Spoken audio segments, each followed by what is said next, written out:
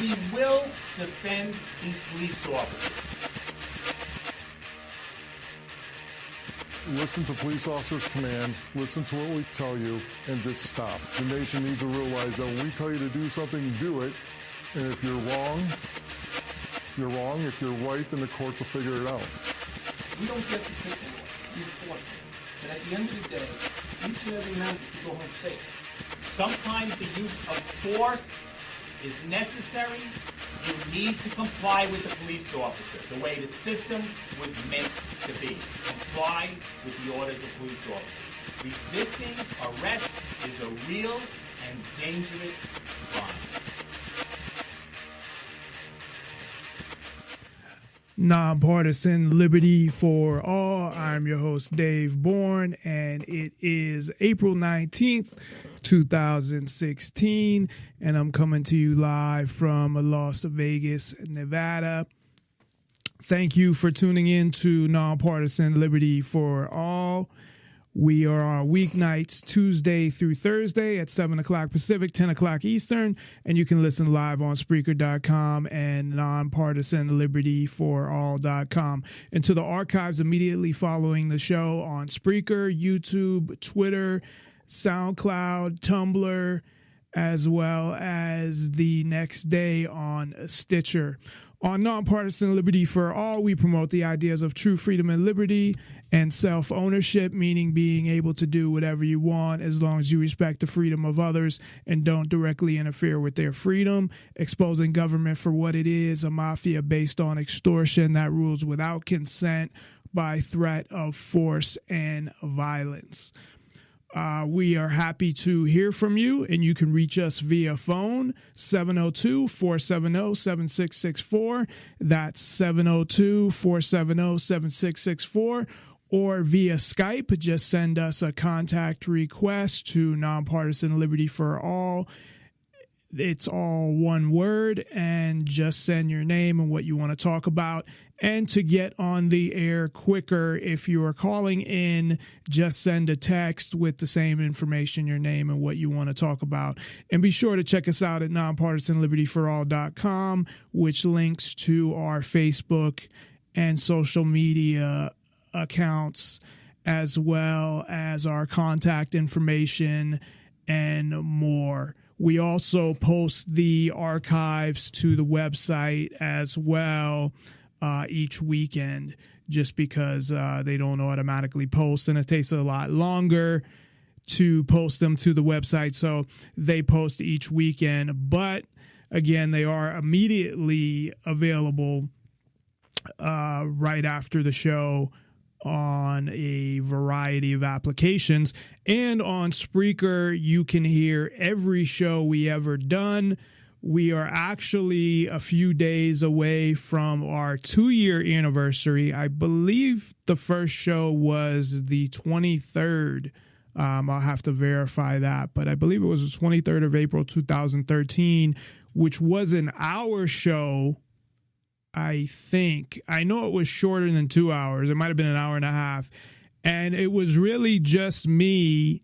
I think I had to use my phone because that's when I was on Blog Talk Radio. And it was the microphone I had wasn't working. And I had a lot of issues with Blog Talk Radio. But anyway, with it shutting down or just throwing me off of it, I lost track of how many times that actually happened. But it was me talking about my ideas on freedom and liberty. That was really the first show that we did.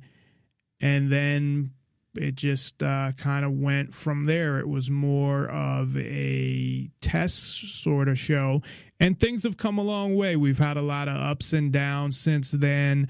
I believe I've gotten a lot better, although I still need to improve a lot. I feel like I got a lot better, and then I may have regressed a little. Of course, not back to when I started. And I'm still trying to improve every day. It's funny, I had some criticism from someone who basically it was more about a personal thing than it wasn't constructive criticism. It was just a personal thing against me. And the show that they listened to, they posted that this show sucks, don't ever listen.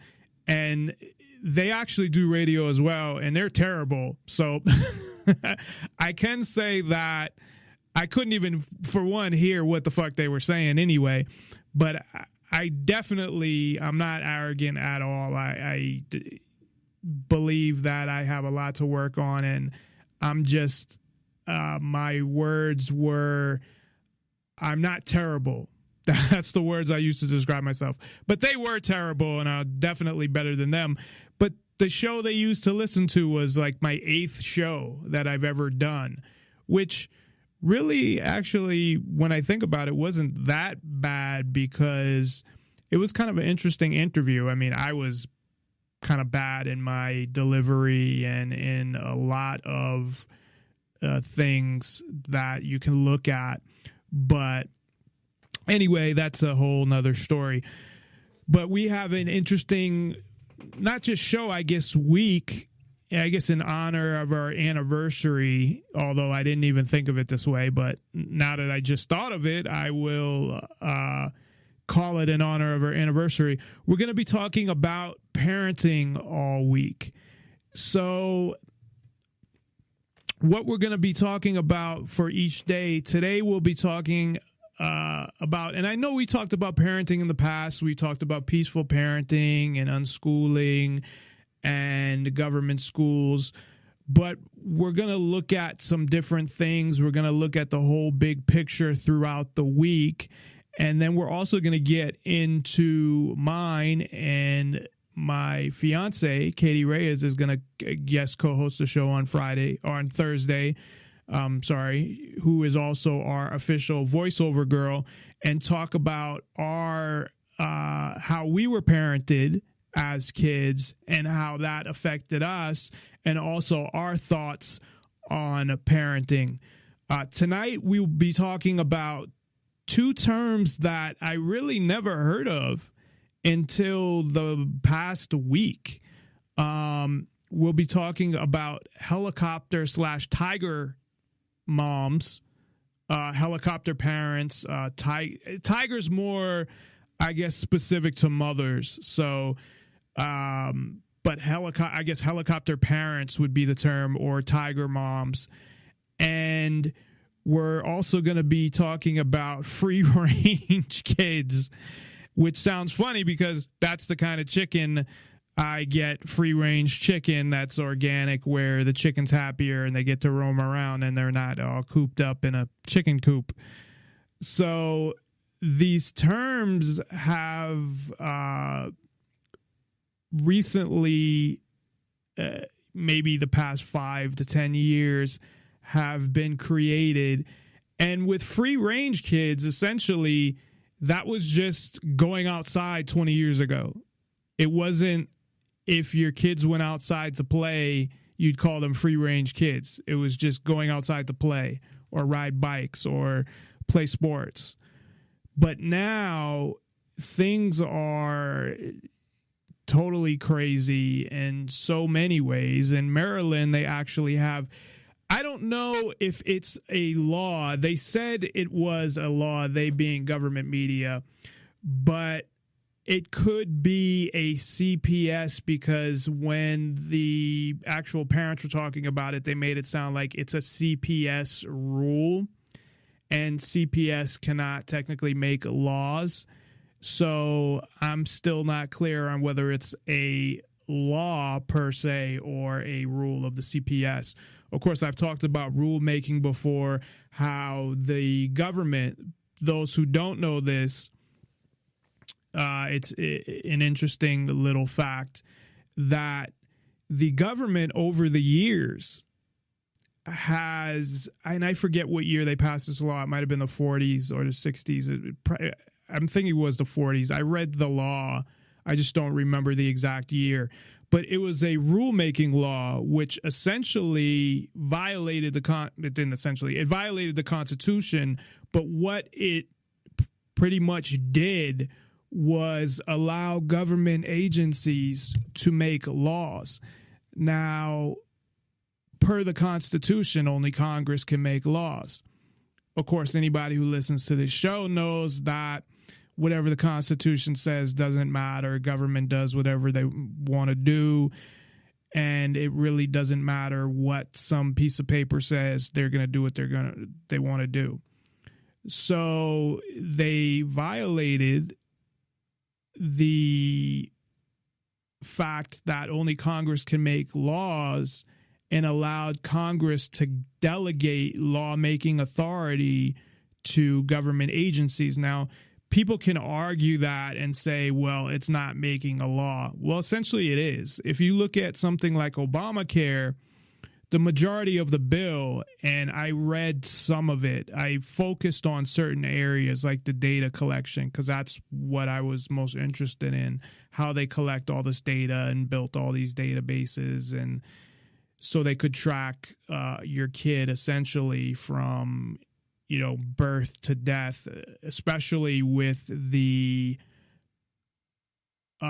public public preschool that they want to start, that I talked about last week or the week before, that they're starting in New York, where the preschool, I keep thinking of kindergarten, or pre-K, that's why, because they call it pre-K, but is public and paid for.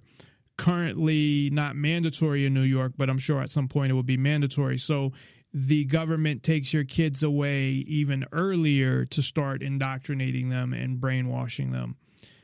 And that's what a lot of this whole parenting and me getting so much into it and covering so much of it, because I have covered peaceful parenting. I have covered a lot of stuff with unschooling. This kind of brings everything together and adds a lot of stuff as well.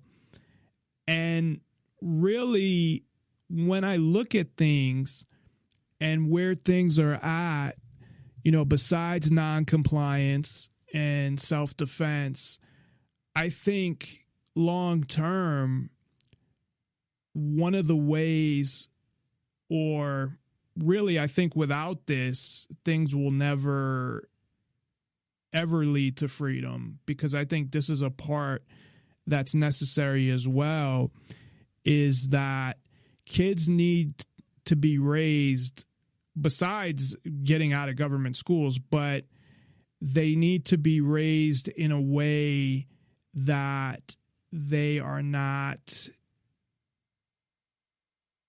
owned by their parents and treated like property and treated like they are not people and they don't own themselves.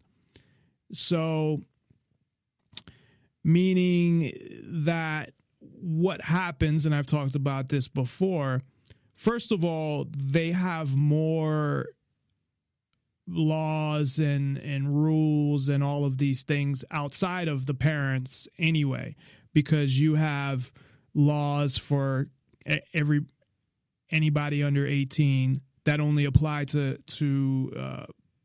people under 18. And then you have all these rules in school and those type of things. And then, of course, you have all the rules of the parents. So they get it at so many levels, and then they're expected to grow. Well, not expected, but anyone who thinks that it's easy to grow up and then actually get to a point where you question things and you think for yourself and you believe in freedom. It's not an easy thing. You also have the politicians and government media and all these things coming at you. So what I'm going to talk about more tomorrow is why I believe that that's one of the keys, or is it a key to somehow getting freedom or maintaining. I'm trying to think of how to phrase it, because at this point I don't believe we have freedom. So I would say, if anything, it would be a way to get back, or I really don't think we ever had total freedom or true freedom and liberty, but to get back whatever freedoms did exist and at the same time create a free society based on kids being brought up free and not being brought up as slaves of their parents or property of their parents.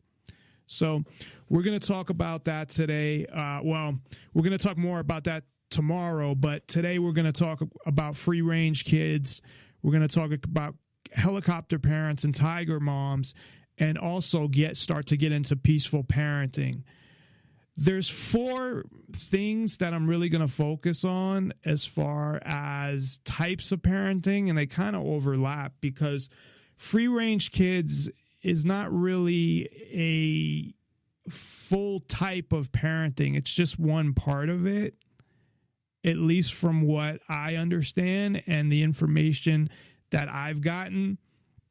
So meaning that you could be a free range kid, but then still be disciplined and hit by your parents. So it doesn't cover all of, it's not a full parenting philosophy, I guess. If you're looking at different, I guess, parenting philosophies, and I'm sure there's more out there as well, but these are the ones that I'm going to look at. 3 of them being positive, at least part of them. And of course, the one that's on the other side of it is the helicopter parents. But then again, even with helicopter parents, it doesn't mean that they hit their kids, or it doesn't mean that they put their kids down, or although it kind of points towards that. So that it's not, I would call it a philosophy because it's being overly involved, but there's things that can differ with that as well. So we'll be talking about all of those. Again, the free range kids and the tiger mom / helicopter parents, I did not hear about those until like this week or last week, whenever I started, I think last week when I started doing some research and looking at parenting, and they had come up, and like, what the fuck is this? Free range kids. I keep thinking of chickens. So we're going to talk about all those things. We're also going to talk about a number of stories. I don't know if I'll get to them all today, or maybe I'll get to half today and half tomorrow. There's some important stories that need to be addressed and talked about, and we'll get to those. But again, all week we will be talking about parenting and different types of parenting and parenting related to freedom. And really the main point is that one of the answers to creating a free society and maintaining one? Bringing up your kids in a way that promotes freedom. Now, how far you go with that, there's different ideas and different philosophies, and we're going to see one partly today, more tomorrow, the differences between more of the radical unschooling, which also covers kind of radical parenting, I guess, or radical unparenting. I wouldn't want to call it unparenting because it's not unparenting, but radical unschooling is not just a school part. It's a whole philosophy in itself as well. So we'll talk more about that tomorrow, and we've talked a little about it in the past. We've interviewed Dana Martin, who's one of the more well-known radical unschoolers, where, to summarize, essentially lets her kids do whatever they want to do. Now, that's all within, it's not like she doesn't talk to them and doesn't have anything to do with them and then just, hey, go do whatever you want. It doesn't work that way.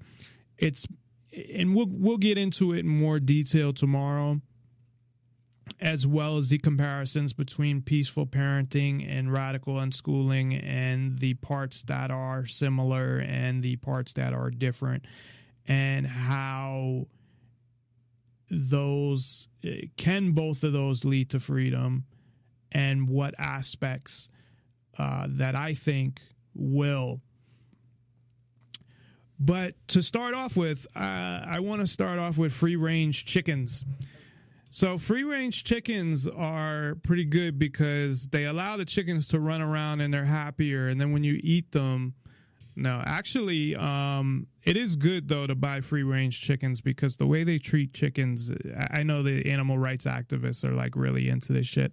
I just buy organic chickens, but most of the organic chickens are free-range because I believe it's just their whole, like, I won't say attitude, like they're in a better mood, so they make for better. But you would think that somebody that's mentally ill and the chemicals that are released through your brain, and I don't know, maybe there's similar things going on with chickens, but I'd rather eat a free-range organic chicken than a cooped-up chicken. And again, it's not really fair to the chickens. But that comes from really the same idea of cooping up your kids. Now, in general, from what I've heard, and of course I don't have kids, and that's what we'll be talking about on Thursday, what I believe or what my philosophy is regarding, future, having kids in the future. But from what I understand, I mean, because of all the technology, because of all the video games, and of course, TV's always been around, but computers, the internet, that kids don't really play outside or go outside like they used to. I still see kids outside occasionally. I saw them more when I lived in an apartment complex. I would see kids outside riding bikes and stuff like that. And I would see kids that were young.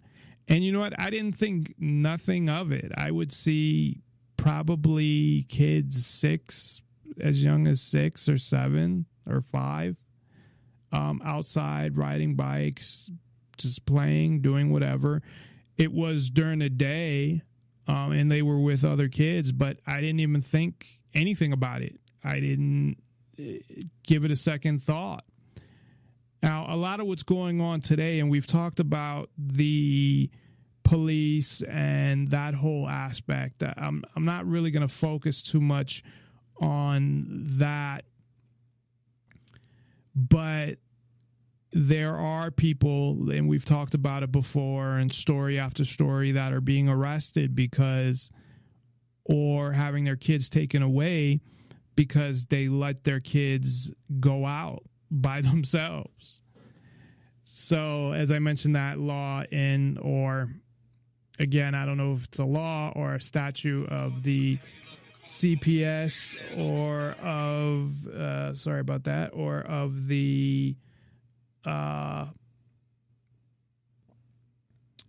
the state or not. I'm not sure, but these parents got charged with a crime. CPS got involved, and first they threatened them, and now they had to sign a thing that said they took their kids and made them sign a thing that said their kids cannot be outside without their supervision. And then I guess they took it to court, and I believe they won. But still, I mean, they have to hire a lawyer and just go through all that shit, and it's just ridiculous. I think one was 9, the oldest was 9, and his sister was like 6. And they just walked down the street to the park. And part of it, and this is what there's a woman. Shit, I can't really pronounce her fucking last name. And I had it written down too, but she actually she's the free range kids lady. I will get her name later in the show. I had her name written down and I fucking can't find it right now. But she was actually called the worst parent in the world, I guess. So, well, that's where I can get her name. She said if you actually Google worst parent in the world, that you get like 34 search results with her name on them because of what she did regarding free range kids. I guess she copywrote that, which that doesn't sound too for somebody that doesn't believe in copyright and believe it's in freedom. Now, I don't know what she does outside of that, so I don't know how much she believes in freedom, but from what I understand, she copywrote free range kids, the saying somehow. I don't know how you can copyright that anyway. But if you enter in Google, I'm going to actually try this because I didn't try it. Worst parent. Oh, let's try worst parent ever. Worst parent in the world. Well, there's a list of 15. It may have changed since she, I'm sure she's in the worst 15, right? Well, what she did essentially was her son, I believe he was 9 at the time, and he said, I want to go on the subway. And by myself. And they had thought about it and they said, fine. And he did. And of course, there was no problem. But she was a writer for a paper. And I believe she had got fired. I mean, I'm looking at these people on the 15 worst parents ever. I mean, they're way, there's people that like raped, that were guilty of rape and all of this other stuff. But she let her son on the subway and just ride on the subway, and that was it, by himself. Because she felt like, okay, what's the big deal? I believe that, if he wants to do it and he's old enough, that she believed. And she let him ride on the subway by himself. And he did, and nothing happened, and everything was fine. But people, I guess, were so mad. And it's funny how people are so much in other people's business, but they really don't give a fuck. And I mean that like, and I'm not going to say every single person that's against abortion, but abortion to me is an example of like all these people trying to tell women, don't have an abortion. And, if that's your opinion and you don't believe in it for yourself, that's fine. And like they really give, especially the people like running for Congress, the guys, like they really give a fuck, really. They really care if a woman has an abortion. It's a bunch of bullshit. They don't give a fuck. They could care less, and they're not gonna. I don't see them taking them in. Actually, Michelle Bachmann, who I think is in that case, but she did actually adopt a lot of kids. So, I guess I'll give her some credit regarding that. But all this woman did was let her son ride on the subway. Everybody judged her for it. And then I guess it helped her, though, because she ended up writing a book And as I said, she was a journalist, but at the time, I believe she had been fired.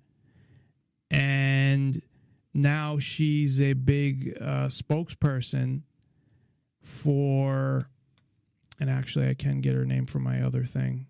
I apologize for that. She's basically she's kind of the face of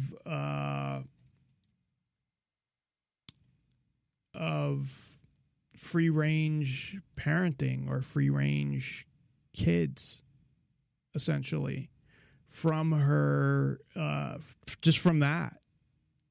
And you would think something like that is just like whatever, you know, who gives a fuck? So her son went on a fucking, shit, is it not on here neither? Lenore Skenazy, that's her name, I'm sorry. So Lenore Skenazy, who is actually pretty entertaining.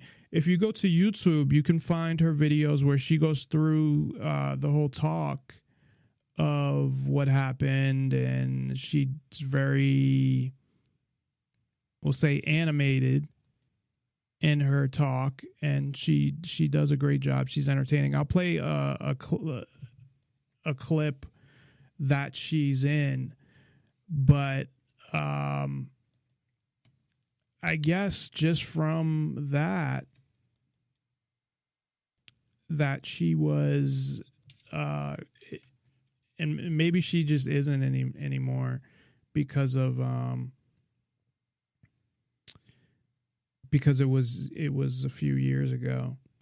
So, there's a picture of her where she actually looks good. And most of her her videos, she has glasses and her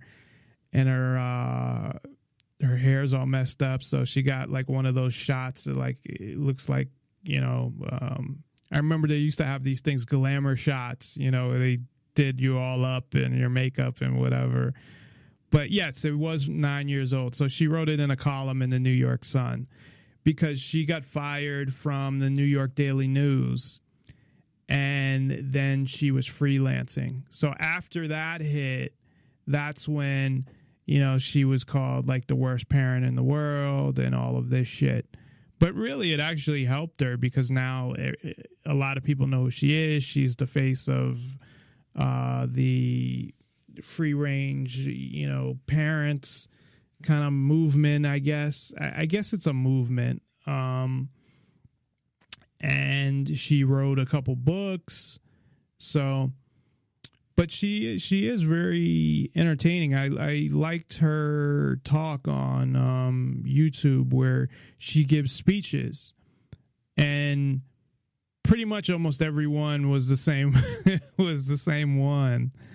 So I was looking for more, but because she's really the only one I could find. I mean, there's other people, but she was the main person when you look for free range kids that you find. But she has a website, freerangekids.com, and she has articles and about what's going on with different things and with free range kids, and she has crime stats and laws and other resources as well. So, and where you can book her, you know, to speak and the press. And I guess she had a TV show too. I thought she had a reality show, I guess, World's Worst Mom. It was on, was it on Discovery? It said starting January 22nd. So I don't know that meant that it just started this year or that she hasn't updated. But yeah, according to this, World's Worst Mom is on Discovery Life Wednesday mornings at 10 o'clock. So, because the part that I don't really know is what is the rest of her philosophy when it comes to parenting? Because from what I saw about free range kids, it's just essentially, okay, you let your kids go out and play. It's really fucking stupid because years ago, I remember going out and riding my bike when I was, I'm trying to remember when I got my bike, like 7 or 8 at least. And my brother would probably around the same time, or maybe I was a little older, but he was 3 years younger than me, and he was out too. And it wasn't a big deal.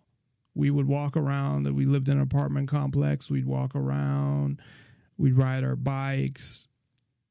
We'd sometimes walk out of the apartment complex, up the street. There was a mall about 25 minutes away. Sometimes we'd walk to. There was this other store that we would sometimes walk to. It was like, it's almost like a thrift store. I remember Building 19. I wonder if that was just a Massachusetts thing. Actually, it was Building 19 and 3/4, but we called it Building 19. But I wonder if that was just a Massachusetts thing, or they have Building 19s in other states. But really what it is it's just letting your kids fucking go outside and play by themselves.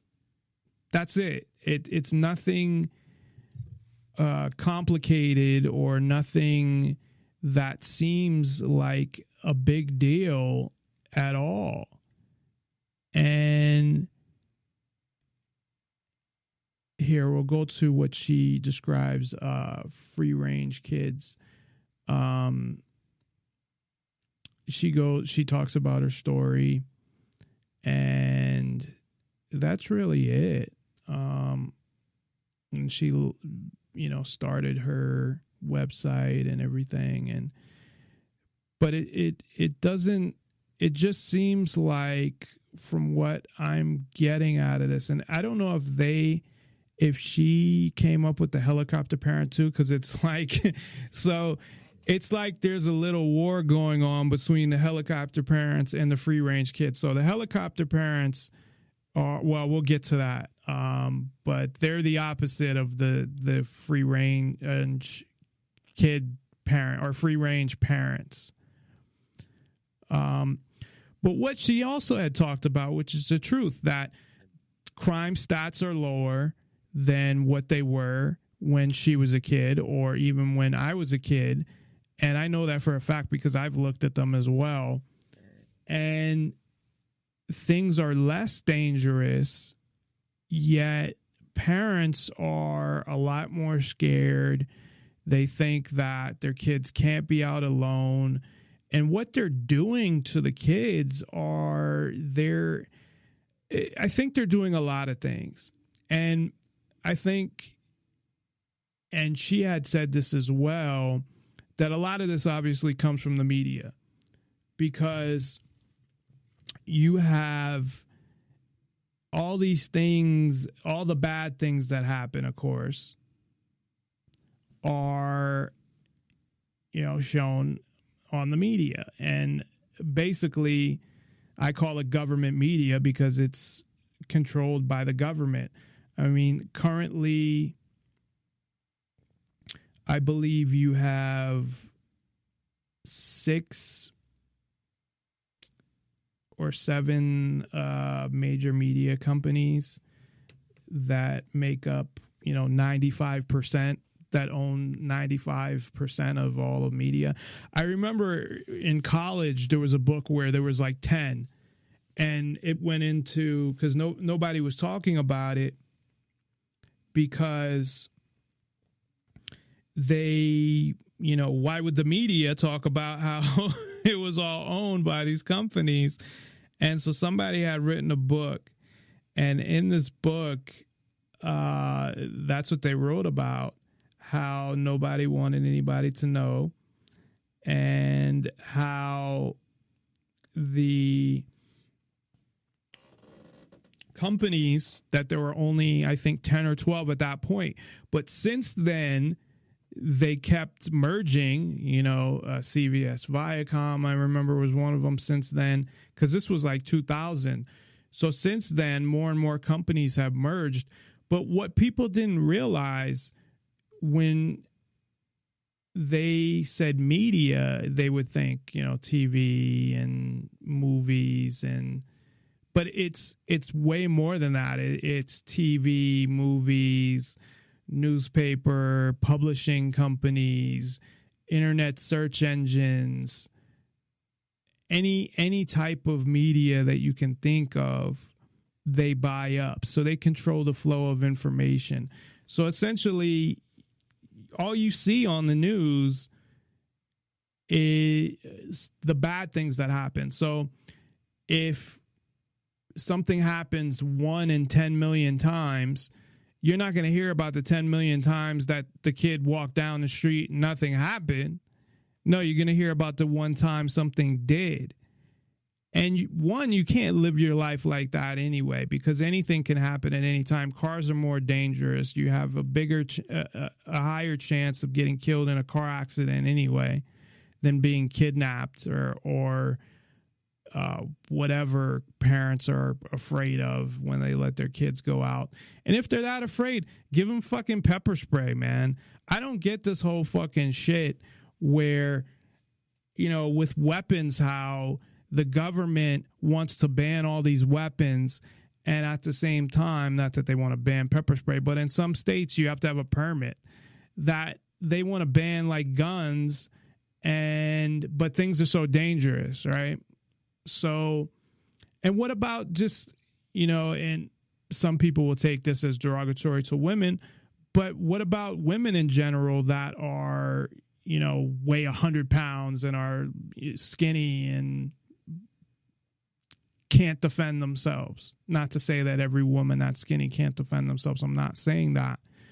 But, I mean, how much more of a chance does a 100-pound woman have than a 10-year-old kid of defending themselves against getting kidnapped? So, and I think every woman should have a fucking gun. I think everybody should have a gun, really, but for protection. But definitely women, especially skinny, or I don't know how to say this word, it doesn't come off badly, but women that have a higher chance of being kidnapped or raped or something, probably attractive women should carry guns more than. I'm just going to shut up while I'm ahead. Anyway, but something could happen to anybody. So there's plenty of people that can't defend themselves neither. So you can't live your life that way where, because we're scared, we're not going to let our kids go outside and play. We're not going to let them leave the house without us. Or it's crazy. And it's not based on any sense of reality. It's just based on a made up sense of reality. And that's, to me, what the government does, is that they create this narrative or whatever reality they want through government media, through politicians, through all of this shit. And then they scare the fuck out of people. If a kid gets kidnapped, it's all over the news. You get Amber Alerts to your phone. And at least those you can turn off, because it doesn't even say what it is. I remember my fiance got one and it just said like a car and a license plate. It didn't say anything about any specifics. The other thing you have on your phones, if you don't know it, is you actually have an Obama, like, I think it even says, well, it might say president. I don't know if it says. I'm thinking it says Obama. I don't know. I took a picture and I posted it on Facebook. But it's like presidential. It might say presidential updates. And you can't fucking turn that off. That means at any time, and we pretty much know this anyway, that the government can take control of your phone, but they can take control of everybody's phones at the same time to send out a fucking message to say whatever they want. And that's pretty fucked up. But anyway, back to free range kids. I mean, people believe this bullshit in the media and they let it scare them, and their kids are, one, they grow up the same way. They grow up in a world where they're scared. Maybe they're able to break out of that, or they think their parents are crazy, that they're being way too overprotective, and that can happen as well. But it's definitely not good for the kid. It's not good for independence, for a kid to become more independent. It's not good in a lot of ways to be able to get out, get away from your parents if you want to, and just go outside and hang out with some friends or go to the park and just, it's good to get outside and get exercise. And they're essentially promoting this whole idea of what society in general doesn't want people to do, and that's sit in the house and fucking watch TV and play video games and be on the internet all the time. So it's totally contradicting what they want to stay away from. So I don't know. So on the other side of that, you have helicopter parents. So before we get to helicopter parents, I'm going to take a quick break. If you'd like to call in, if you have any comments or questions or whatever, you can call in at 702-470-7664. That's 702-470-7664. Or you can Skype into the show.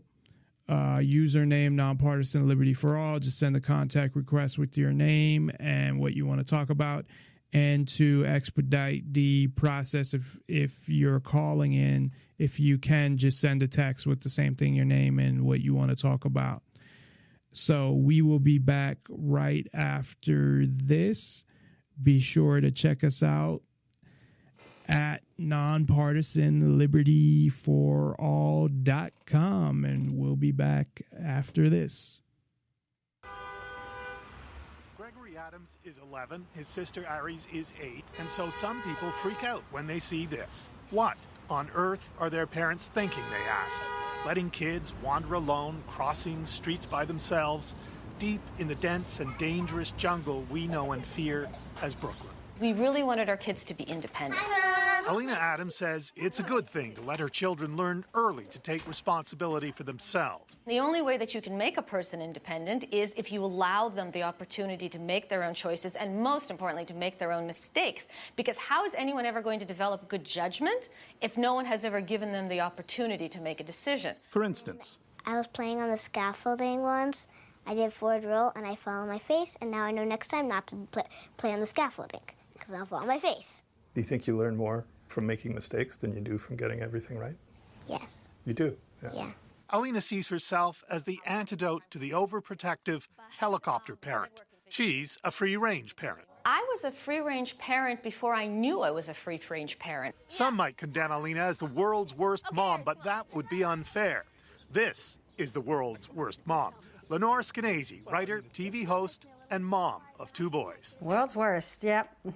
She also invented and owns the trademark for the term free-range kids, about which she's doing a radio interview at the moment. Free-range kids is the movement I started, and you'll recognize them because they're just plain old kids raised the old-fashioned way.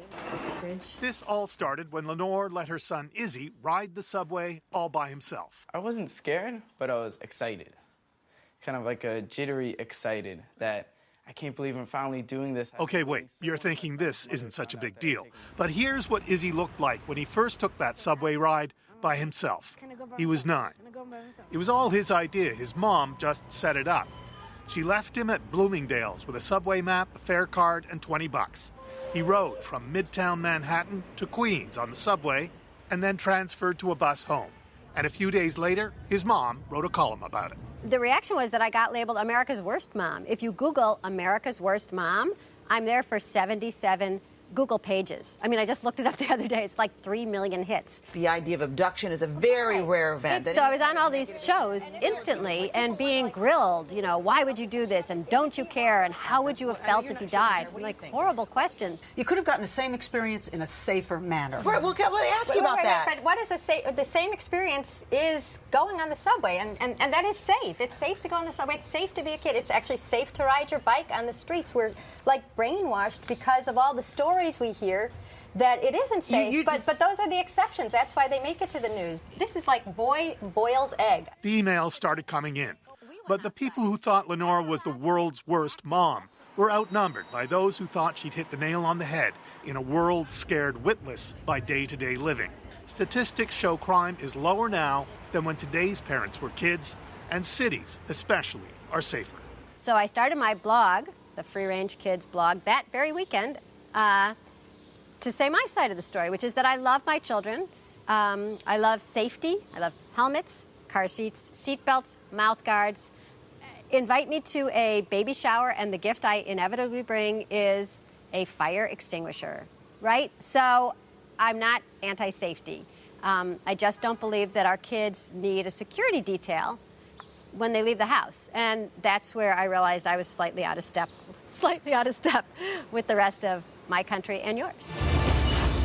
Maybe not so out of step. Skenazy has parlayed her parenting philosophy into a reality TV show, and her idea of free-range parenting is taking root in other countries. The Land is a documentary about a playground in northern Wales that looks like this. Kids are encouraged to make their own fun in what really is a junkyard. And they do, even literally playing with fire. It's been going for about a year and no one's been hurt. Moving. But there's angst out there and it can get ugly. That's just a bit. Devora Mativ is 6. Her parents give her and her older brother a lot of freedom. They sometimes walk from a park that's about 1.5 kilometers away to their home in Silver Spring, Maryland. Once, a neighbor who saw them walking alone called police. Okay, how old do they look? Maybe 7. Little boy, maybe about 7, 8. Little girl, maybe about 6. Okay, and you don't see any parents around them? No, ma'am. For the Mativ family, that was the start of months of trouble with the police and with Maryland's Child Protective Services, CPS. The people who came the first time, they spoke very plainly. They said, what you're doing is against our policy.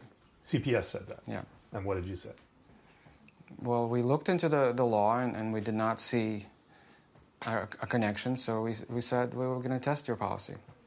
Right. Or we're not, I mean, not so much tests, but we don't see a reason to change our parenting style based on some arbitrary decision from CPS. A few months later, when police saw the kids walking home alone together again, they picked them up. But they didn't take them home. They didn't take them to the police station.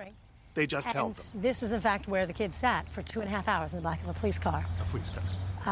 Right, nobody called us. Nobody walked the 2.5 blocks to tell us where the kids were. Eventually, police took the kids to Child Protective Services, where they were held until about 10 o'clock that night. The Mativs didn't get their kids back until they signed a statement saying the children would not be left alone when off their own property. All of that has since been dropped, and the Mativs are suing CPS. Lenore Skenazy's view is that if people want something to worry about, they should worry about how much more intrusive government and policing agencies are becoming in the lives of parents. Skenazy says she likes to pose this question to parents. Think of something you did as a kid that you loved doing, that you don't let your own kids do, and then think about why that is. Keith Bogue, CBC News, New York. If you Google America's Worst Mom, I'm there for 68 Google pages.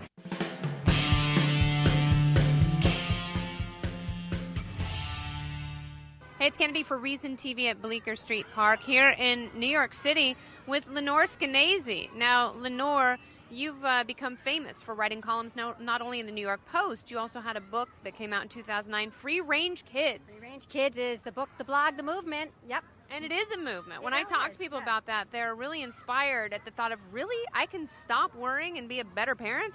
I don't know if you'll be a better parent, but you don't have to worry to be a good parent. Yeah. And Parenting nowadays is filled with worry. It is all about restriction and regulation and hysteria. When did you first realize this?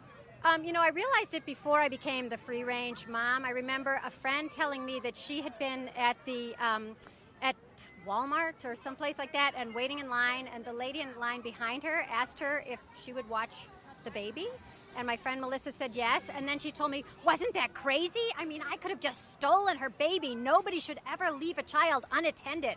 So she felt that the woman behind her was crazy to trust her. Yeah. And that's when I started thinking, really, are we not supposed to trust our children with anybody at any time? And that, in fact, is the mantra. Now you'll find parents being arrested for letting their kids play in the park. Really, I get these calls all the time. Letting their kids play in the front yard. The cops come, CPS comes, and they say, why are these children unattended? And they write up the parents for negligence. Sometimes the parents have to go to court.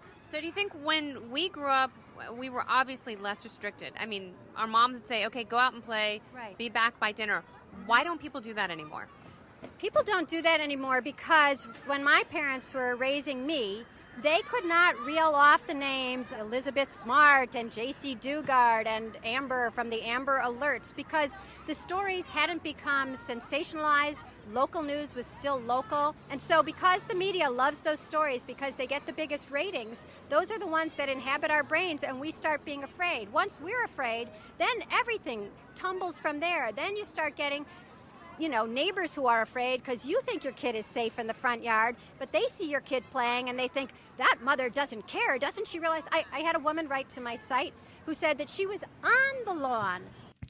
And that's exactly what the government wants, is they want people to live in fear, to feel like they need the government. They can't go outside without being afraid that neighbors, if they see kids, they need to call the government, the police, and have them investigate what's going on. So they've also got people more into their see something, say something, which they've been trying to do for a long time anyway. Not to say that they've been trying to do it and it hasn't been successful. I'm sure people have been calling since they started the fucking ridiculous thing. The government needs to stay out. Of course, I believe that government shouldn't even exist. But even if you believe government should exist, they need to stay out of the way people parent their kids. Even if there are things going on that are actually legitimately bad. There's a guy, Carlos Morales, who used to work for the CPS and said how fucked up they were and all the bad things they did and how they got bonuses based on how many kids they took away and all of this stuff.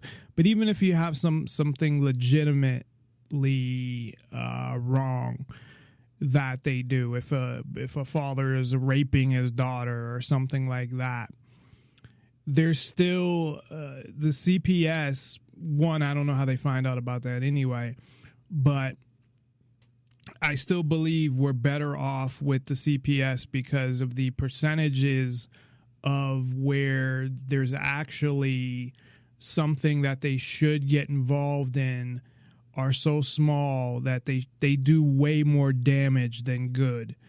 And if anybody else found out, I think that's where relatives, friends, communities would get involved and say something like that. If anybody else found out, that's where relatives and family or friends could take care of it in other ways and get the person out of there, as opposed to letting the government get involved, trying to have the government place somebody somewhere and just all of this shit. If somebody wants to go to them, that's one thing, but I don't think they should exist in the first place. I mean, there should be somewhere for people to go, but if there was no CPS, there would be private nonprofit organizations where people could go and kids could go to get help. and they'd work a lot better than what's out there now. People forget that just because something is currently run by the government, that means it has to be run by the government or it is better in the hands of the government. Usually that is not the case. So we'll go back to this clip. With her kids, but she was reading a book, and a lady came by and said, "Put down that book. Don't you realize your children could be snatched at any minute?" Okay, that's the kind of neighbor that then calls the cops or CPS. So if you're living in a society like that where everybody is turning into the KGB in terms of your parenting, it's very hard to trust yourself, trust your kids, and trust your community, but I'm saying we have to. Do you get a lot of backlash? Do people say you're a bad parent because of free-range kids, because of this, really traditional style of parenting? Right, I feel like I am a really traditional parent. And yes, I mean, if you Google America's Worst Mom, I'm there for 68 Google pages. So yes, I've gotten some backlash because people really believe the worst case scenario. There's something I call worst first thinking, which is coming up with the worst possible thing that could possibly happen and proceeding as if it's likely to happen. You have to admit that there is a little risk in everything, and there has never been a safer time for children on this planet than now. And that's not just me who says that. That's Steven Pinker at Harvard says we are in the safest times ever in the history of the world. My daughter's pediatrician had really good advice. She said, a good adult will never ask you for help. They'll never ask you to find a puppy. They'll never ask you to look for something or go off with them. That's excellent advice. It's going off that's the problem. Never get in a car, never go off. It's so simple. And also it makes a lot more sense to kids because when you tell kids don't talk to strangers and then you go into your store and you say, I'd like a coffee, what do you do? You're talking to a stranger, and then if you're a polite, nice person, you say, excuse me, when you bump into somebody, maybe you ask for directions. So yes, you can talk to strangers. It's as simple as that. Lenore Skenazy, go to freerangekids.com, read everything she's got, come out enlightened and liberated. For Reason TV, I'm Kennedy. Thank you, Lenore. Oh, thanks so much. Promoting the ideas of true freedom and liberty, nonpartisan liberty for all radio with Dave Bourne. Nonpartisan liberty for all.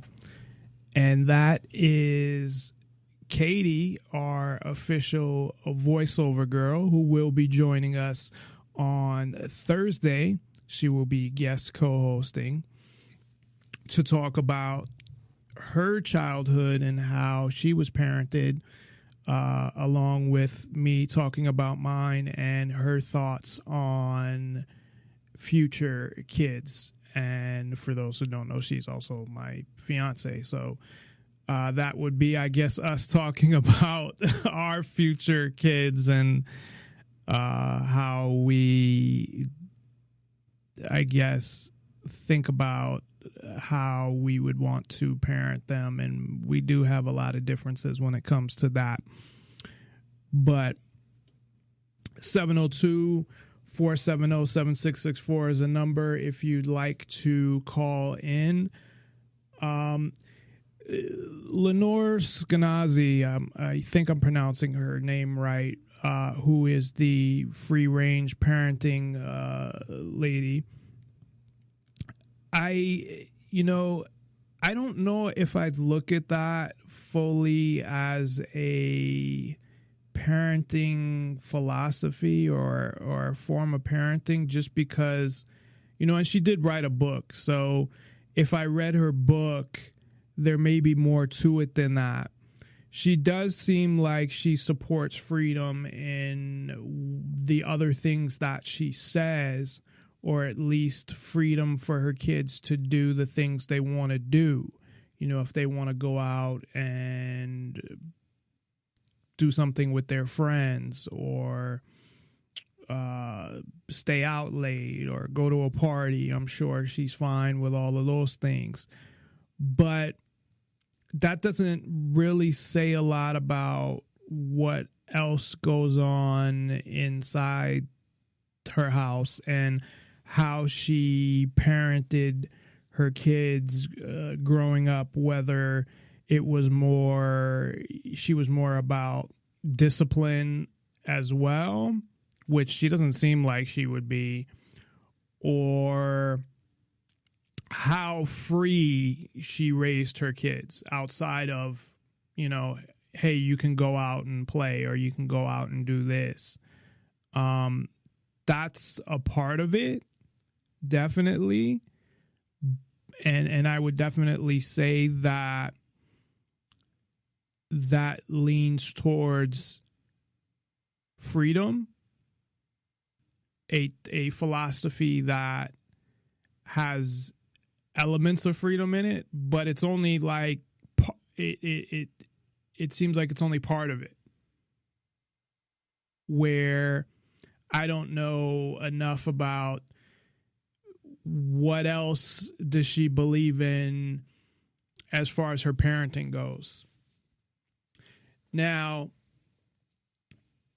helicopter moms, I know a lot more about them, unfortunately. So you have these, they call them either tiger moms or helicopter parents or helicopter moms. And some of them are really nutty. And I'll play some clips from them as well. But they are, and of course, in the clips is the extreme. And the same way where you have the media, whether it's radical unschooling, peaceful parenting, free range kids, where they're all negative towards it. It's usually, now the last clip I played was from Reason, and Reason I think is a little bit more of a libertarian site and magazine, but they are more they attack sorry, I'm being distracted. I can actually hear people outside and it sounds like they better not be in my fucking yard. So I'm like trying to listen, like, are they in my yard? But they are negative when they talk about these things. Like even there's a clip with George Stephanopoulos, whatever his name is, however you pronounce it, where he insults radical unschooling, where they're just showing how ignorant they are, really, because these are things that just because they don't know anything about and they were brought up a certain way, to me, it's showing that you can't really, you're stuck in one paradigm and you can't get out of that, and anything that's not in that paradigm is bad, is wrong, so it's more that you've been brainwashed into a certain way of thinking, and that anything outside of that is just wrong. So now, whether it was scripted or not, I don't know. But I assume that was his opinion, that he, radical unschooling, that's crazy.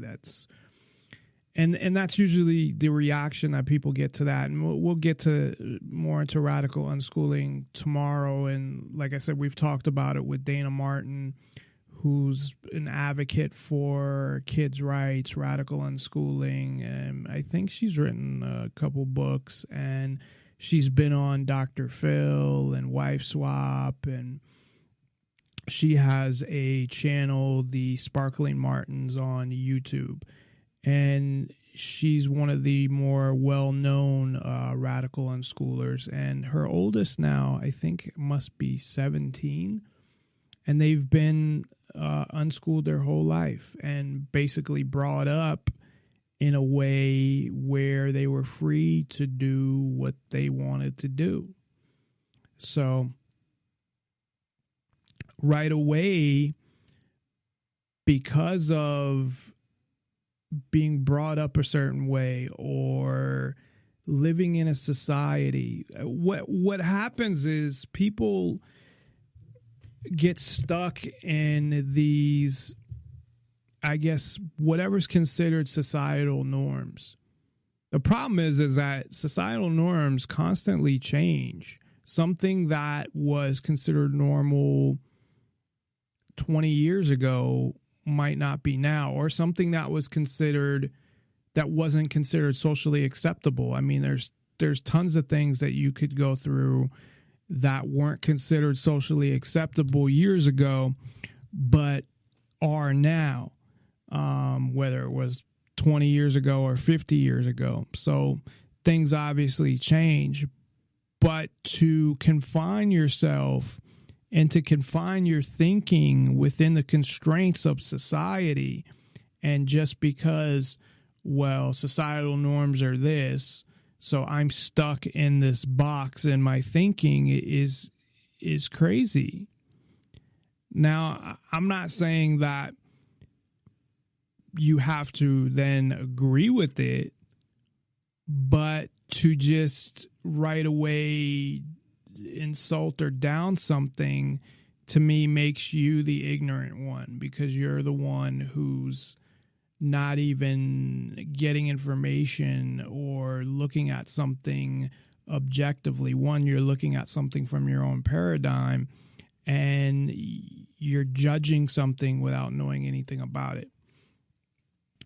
But so these helicopter moms, which I am judging from knowing about them, are defined as controlling, being involved in all aspects of their kids' lives. And this goes all the way, I was saying before I kind of went into my little rant there, that there was one video, and I mean, this is just one video. This does not mean that there's a huge percentage of parents that are like this, but where the kids were in college and the mom's calling them like right before class, right after class.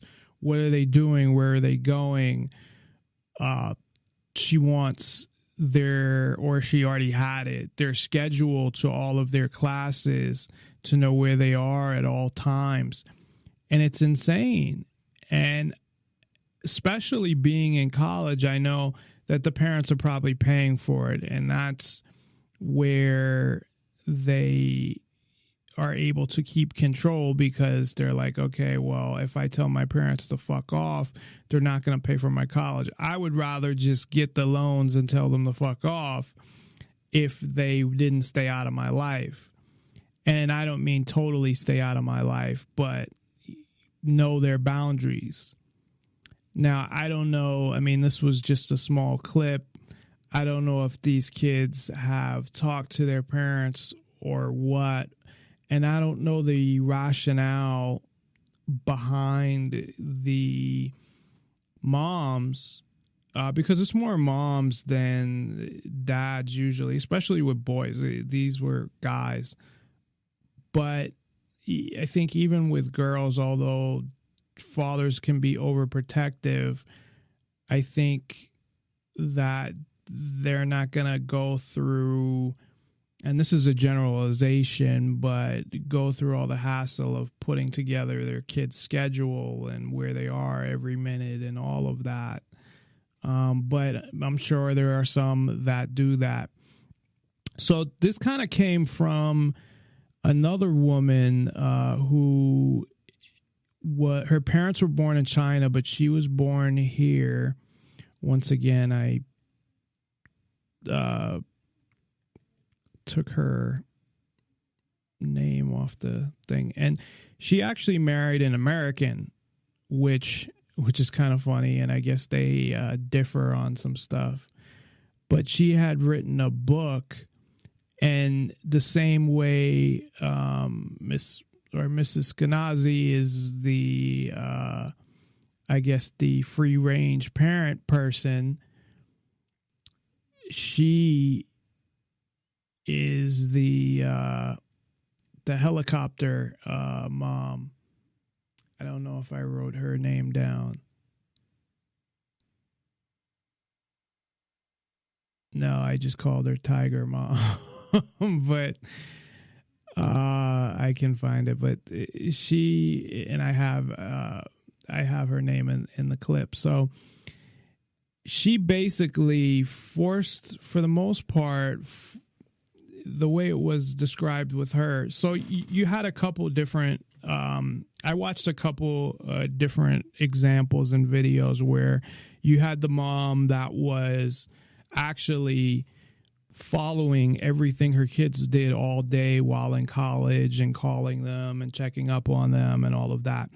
And then you had this other lady who said, you know, she raised them the quote unquote like Chinese way or whatnot, where she kind of forced them into everything, into one I think had played violin, and, you know, pushed them into doing this and that, and you have to do this and you have to do that. And then she had an issue with one of her daughters, and then she kind of backed off. Let me play this clip because this story is actually, it's kind of interesting, I guess. I believe I still have this. I have the interview with John Stossel. So this is the Tiger Mom in her interview with John Stossel. And she comes off a lot more normal. And, of course, the video with the woman who was calling her kids all the time in college and involved in every little aspect and controlling and everything, she, you know, they showed what they wanted to show, and probably wanted to show her as a crazy lunatic mom. But this woman who wrote a book, she talks about, well, one of her daughters kind of tried to rebel. So from that, she did kind of take a step back and say that the most important thing was her relationship with her daughter. But at the same time, she pushed everything on her kids and said it like she had everything mapped out. You have to do this and you have to do that, and I'm going to make sure you do all your homework and you get all A's and you spend all this time studying.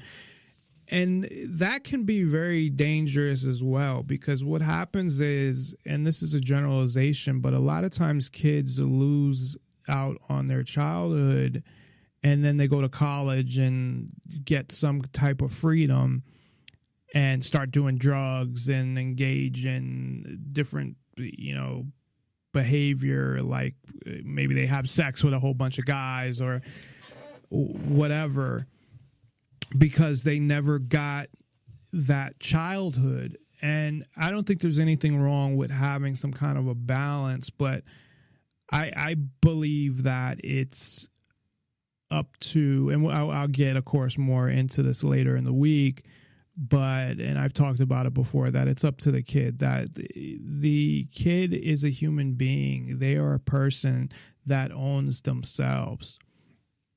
And these helicopter parents, they don't, I mean, really the whole opposite part, I guess, of the free range kids is they don't let their kids go out by themselves. They are always hovering, and that's where the helicopter comes from.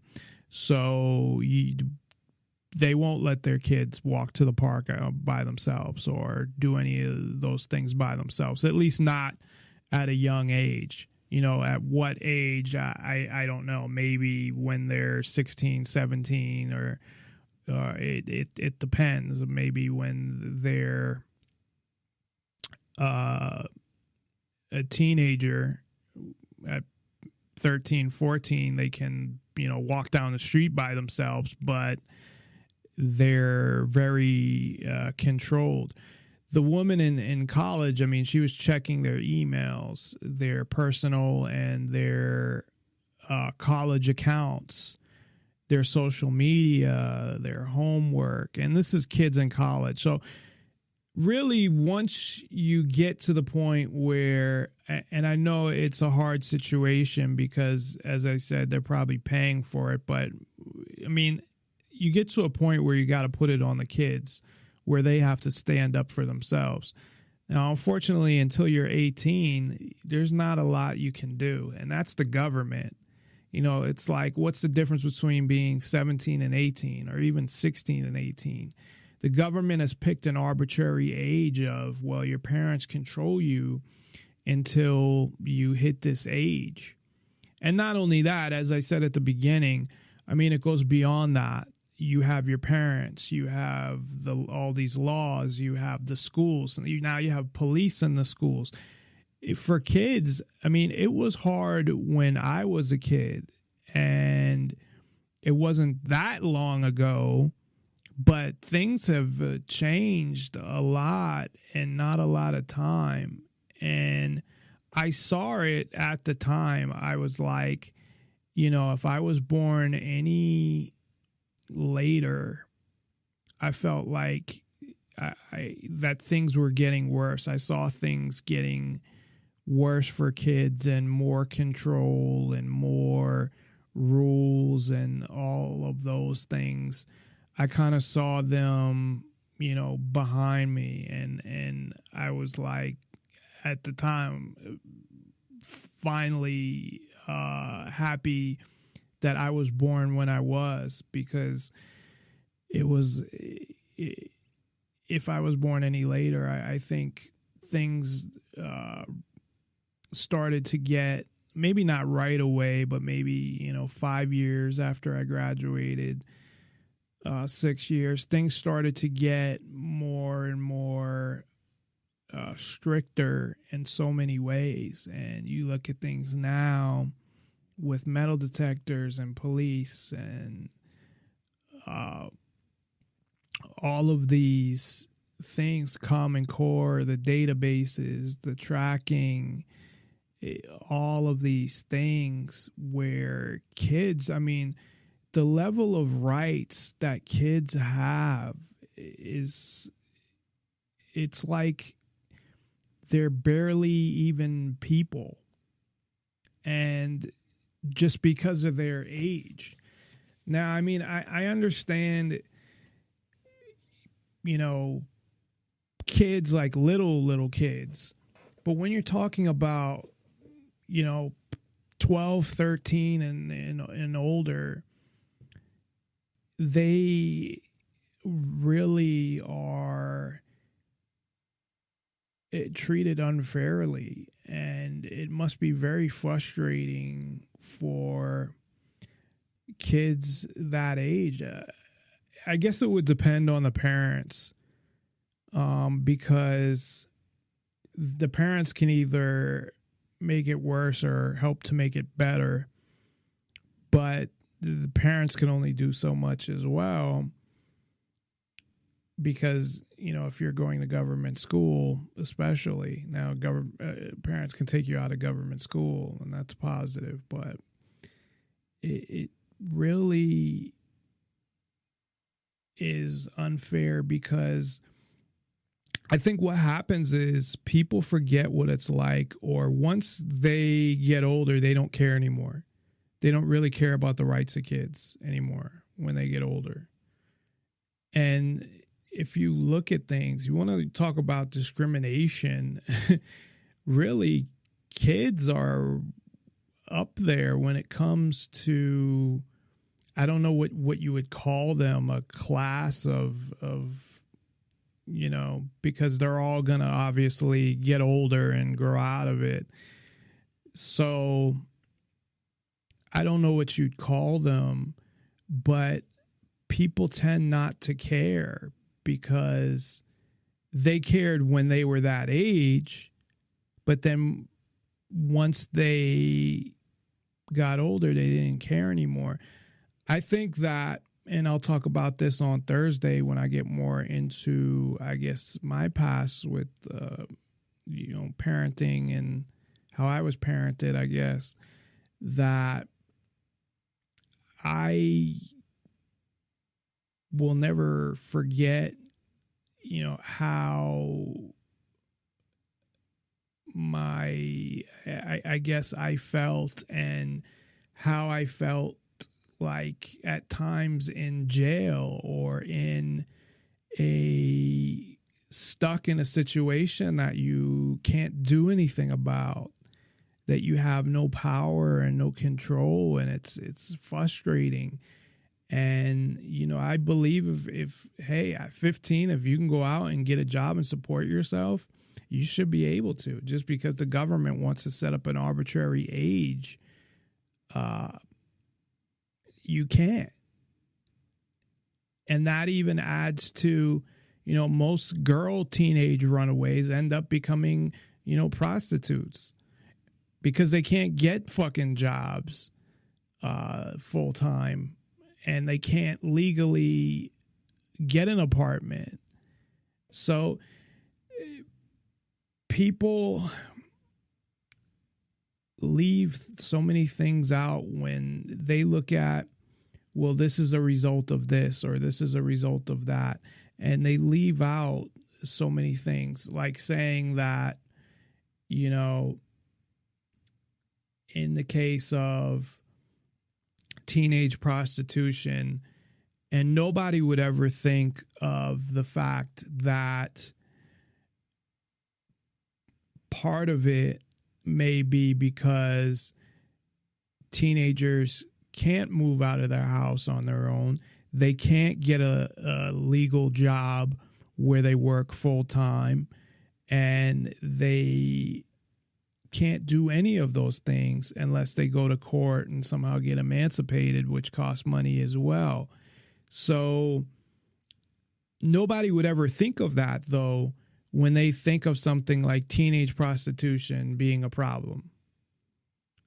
No one would think of that, anything to do with that, as any solution or anything that has to do with the cause. And I'm not saying that that's why there's teenage prostitution. I'm just saying that things like that would be totally left out, not even thought of, because people think in a certain paradigm that really revolves around the government, because that whole thing has to do with the government's arbitrary age of 18 and the laws they put in place until you're 18. So, sorry, I was about to play this clip from John Stossel with the Chinese tiger mom. And she's the one who brought that up, that she was Chinese, and that she kind of makes a statement about ethnic groups. First, she kind of says, well, Chinese people kind of do this, but she's like, ethnic people in general. Well, I'll let you listen and you can decide. So we'll be right back after this. NonpartisanLibertyForAll.com. That she forced them to practice violin and piano for hours. Kids have to practice 2, 3, 4, or 5 hours a day. And I think for a lot of normal American parents, that's inconceivable. Her kids excel. Here they are at ages 11 and 14, performing at a grown-up concert. One daughter also excelled in tennis. And at school, the other made valedictorian. But the Tiger Mom's book got lots of criticism. She doesn't let kids make their own decisions. A manual for parents who want to systematically weed out any genuine interest or passion for life. The dream is you just give the child a clarinet and amazing jazz pops out. Or you give the child a piece of paper and, string theory will come out. But before you can invent string theory or invent the theory of relativity, you need to be able to multiply really well. Like, where's childhood? Yes, we want our children to be happy, but it's not the secret to happiness to say, do whatever you want, just enjoy yourself. You called your daughter garbage once. And I mentioned this at a dinner party, and several people walked out. Yeah, I would think so. And Amy Chua is her name. So if you want to get the book from the library or buy it, I don't know, they won't want to buy it, but to hear her story and probably how fucked up it is, it's Amy Chua. It's CHUA. So I'm sure she has a website as well. Just destroying your child's spirit. To me, the message is, you know what? I think you're better than that. I think you should hold yourself to a higher standard. And honestly, I think, parents these days, they're so terrified of making their children feel bad. Yes, maybe for good reason. Everyone knows Asians are more likely to commit suicide. Except what everyone knows is wrong. Asian Americans actually have among the lowest suicide rates of any group. It's true. The Asian suicide rate is half that of the general population. Maybe tiger moms are better at instilling self-esteem. You can tell your child, you're amazing all you want, but that doesn't instill true confidence. True self-esteem has to be earned. Amy says Asian parents are more likely to be tiger moms, and that's why Asian Americans get better grades and have higher average incomes. Now, in her new book, The Triple Package, Amy and her husband argue any parent can do it, but certain immigrant groups, Jews, Cubans, Nigerians, and others, are more likely to instill values in kids that lead to success. Tiger Mom is back with a despicable new theory about racial superiority. It is racism. It seems to be racially charged. She is the worst person ever born. It's not race and genetic. We say the opposite. We say, look, if you look at America, the most successful groups include all races. So please welcome Kudiratu Kudi Usman. Nigerian Americans are an amazing example. Less than 1% of America's black population. They made up a quarter of Harvard Business School's black students. It's something about culture and how they're raised and expectations. You know the secret of success. It's three things. The first is a sense of exceptionality. We call it a superiority complex. The second element, which is a dash of insecurity. I'm not quite good enough yet. I shouldn't just sit back. It's contradictory. Superiority complex, insecurity. Steve Jobs is a perfect example. He had such a superiority complex, but all of his friends also described him as deeply insecure. I think that's what creates this kind of chip on the shoulder, this goading feeling like, I need to show everybody. I need to prove myself. The third element of the triple package is impulse control. Can your child sit still and concentrate on things that won't bring rewards for years? Chinese immigrant parents force their preschool children to do 1 hour a day, on average, of a focused activity. That could be reading, drawing, but doing something with no distractions. 1 hour on average a day compared to just 6 minutes a day for Americans on average. But does this obedient sitting and drilling kill the creativity that leads to real innovation? Those American tech entrepreneurs who have invented so many cool things. I hear many are college dropouts, not studious kids raised by tiger moms.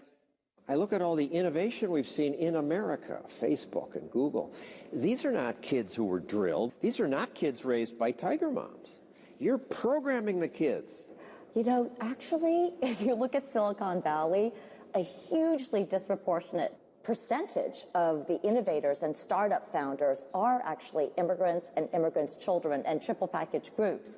Sergey Brin co-founded Google, Steve Chen, YouTube, Jerry Yang, Yahoo. It's the parents' job to give them the tools, to give your children the ability to focus on something so that when they can find their passion, they can do something with it. You had nasty fights with the girls. Incredibly nasty, especially with my younger daughter. She refused to do it and she was snuff, and I said, get back to the piano. And at one point my husband said, you know what, maybe she just can't do it. And I said, you know what, you just don't believe in her. I'm going to do this. We drilled, and it wasn't that pleasant. But then suddenly, after like an hour and a half, her two hands came together. She realized it at the same time that I did. And after that, Lulu refused to leave the piano. And years afterward, she told me, Mommy, I remember that moment. And I think that's a life lesson that lasts forever. I think that's how you instill real confidence. Your daughters like you? I think they love me. They now say, thanks, Mom, I'm glad you did this stuff? Actually, you'd be surprised. Would we? We'll find out when we return. If you push your kids, won't they hate you? I bet the Tiger Mom's children won't Tiger Mom their kids. I'll totally Tiger Mom my kids. Her younger sister was a little less enthusiastic. It definitely had its ups and downs. I remember being pulled out of school to practice hours a day, and of course, I'm, a 12-year-old kid. I'm gonna say, why do I have to do this? But looking back on it, I couldn't be happier. She just began her freshman year at, where else? Harvard. Her older sister goes here too. Oh, I totally love being raised by my mom. She's awesome. Now, Sophia plans to join the military. 7, 1, 8. She already meets the Army's basic standards, but she wants to get the top score, so she works out often. As a girl, it's important not just to meet the standard, but to kind of exceed it. 7, 8. Kids raised by regular parents, she says, don't have the drive.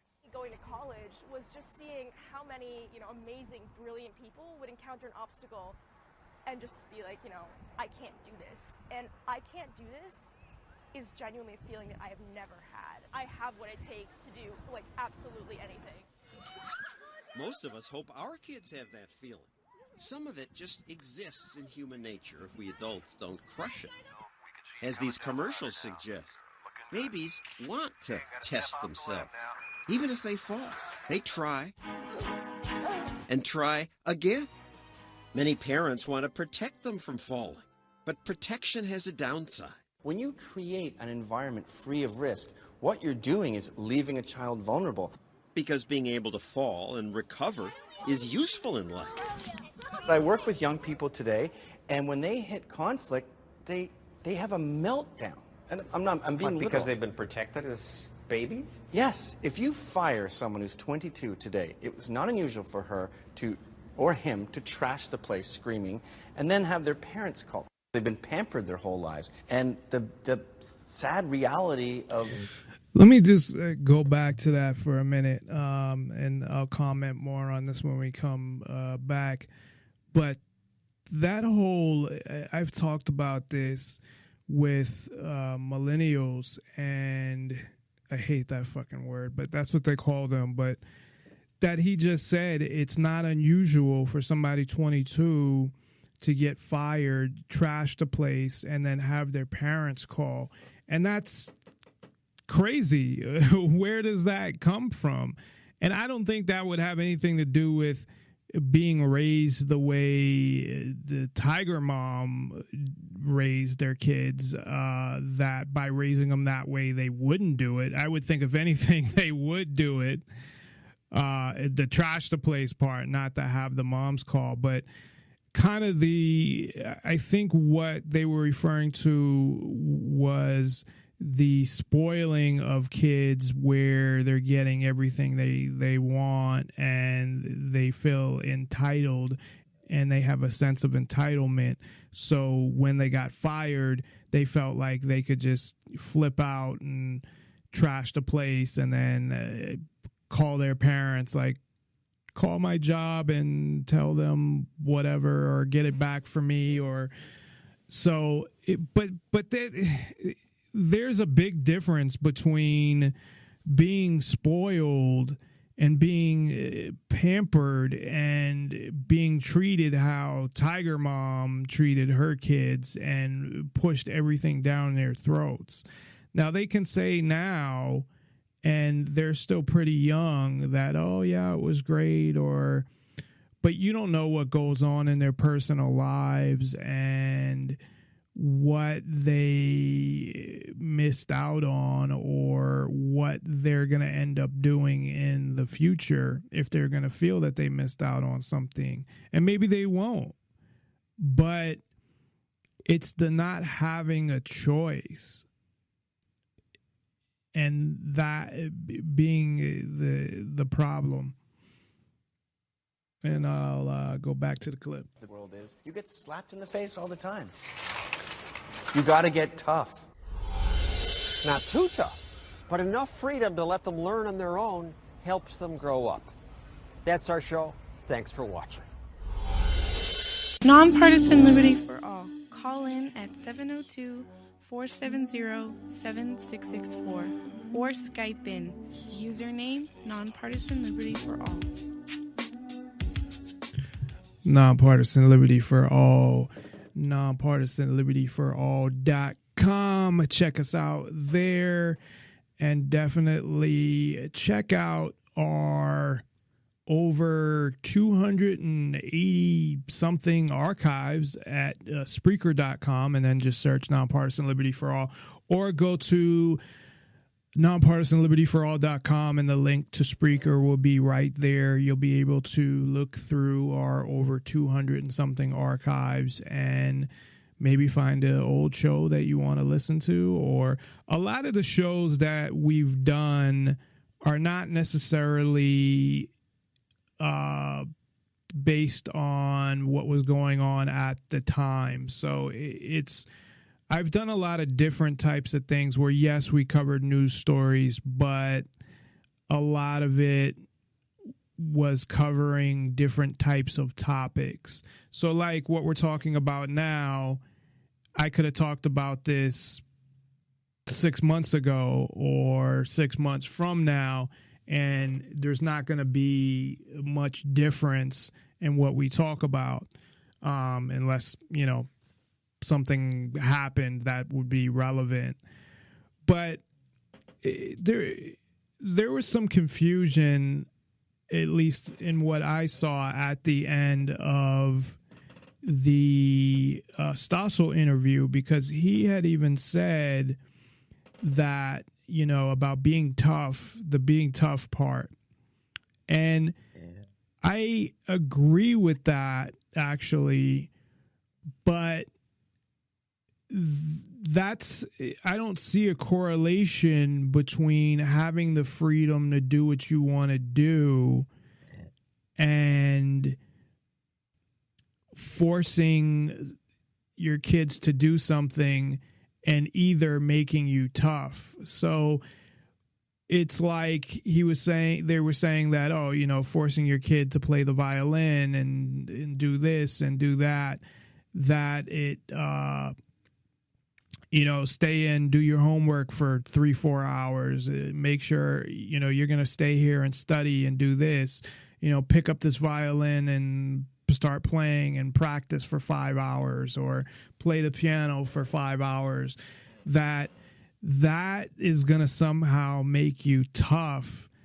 And I guess in a certain way, but not in the way that they're talking about. It doesn't make you that kind of tough.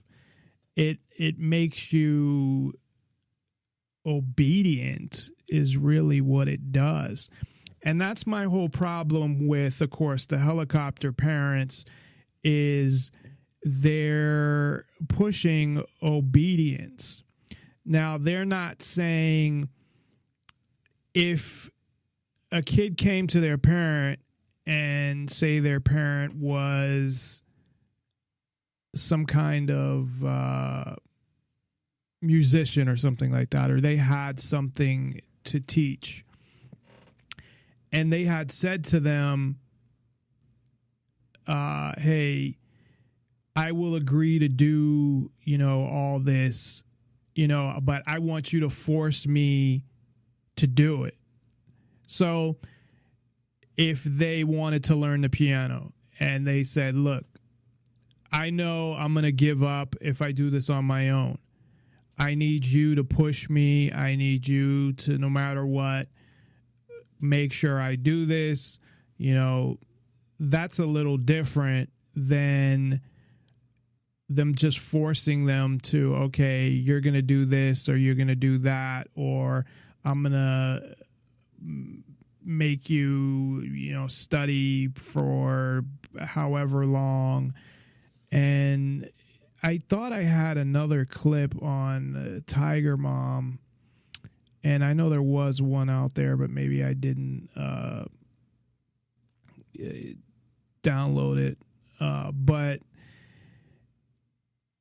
And it got into some other things that I kind of wanted to address more into the details of what she did. But in general, it's the force, Luke, No, but it's the force that I have the issue with. It's forcing your kids to do things that they might not want to do, and them not having the choice or having the making the decision. And another analogy would be, say, a boxing trainer.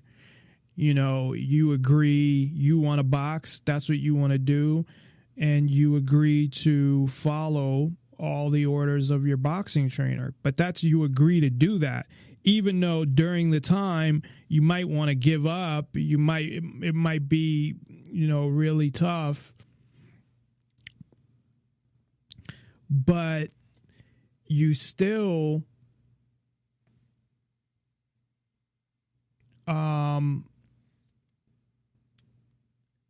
sorry, I'm getting a text. That's where I'm really bad at multitasking. But, you know, you still agree to it in the beginning, and you make that agreement, and you want somebody to push you. And that's the difference between wanting somebody to push you and asking somebody to push you, and just being pushed because they want to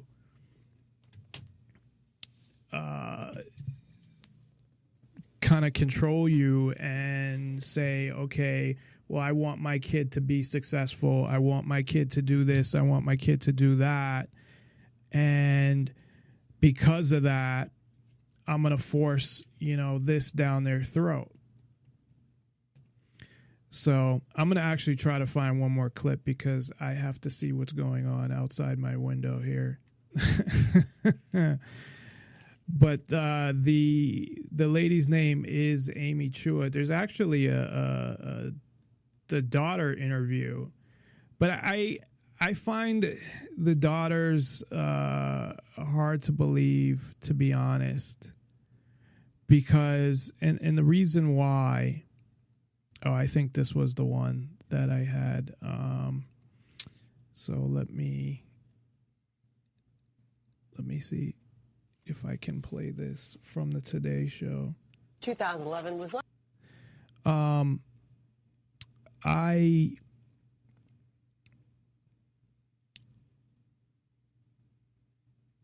totally lost my train of thought grabbing that there.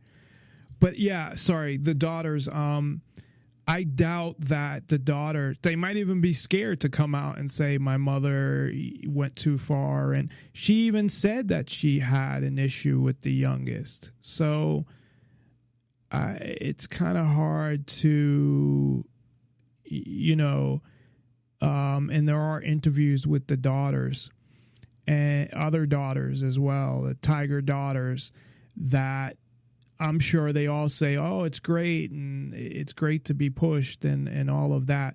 So I think this is the other one I heard that she went into more detail. So I'm going to play this real quick. It's only 5 minutes, and I think we're going to go a little late today. But we also have the rest of the week as well, where we're talking about this topic, not the Tiger Mom specifically, but the parenting. So it's not like I can't go into more of this tomorrow if we need to.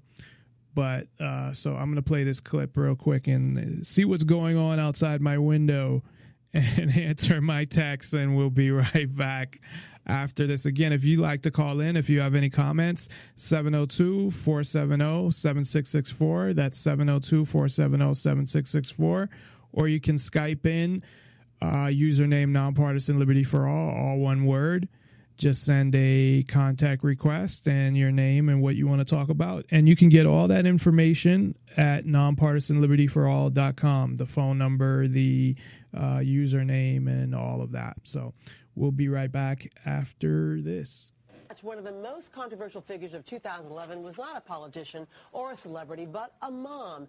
Amy Chua ignited a firestorm by sharing the surprising details of her strict parenting methods in the book Battle Hymn of the Tiger Mother. Well, now it's out in paperback. Amy, good morning to you. Good morning. Thanks for having me. You've been pounded with criticism in the 1 year since this book was released, in which you describe, as I just mentioned, these extreme methods of parenting, in which some people might say you actually berated your children into excelling. If you had to do it over again, would you write this same book? I think I would. You know, the book is a memoir, and you know, I made a lot of mistakes. I have some regrets, but if I had to do it all over again, I would raise my kids the same way. In other words, I'm a proud, strict mom. I'm incredibly proud of the girls that I raised. And you know, you say extreme parenting, but it's interesting.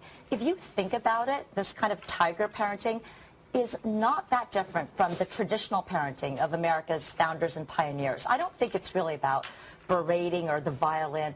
I think it's about assuming strength rather than weakness in our children, and basically helping them be, you know, the best that they can be. That said, how bad did it get? Because you said, I think so. So obviously it was very rough on you. The first 2 months were pretty terrible. The internet is scary. You know, just there was so much stuff out there. I would say 99% by people who had not read the book. So I felt like I was trying to defend something that I hadn't written.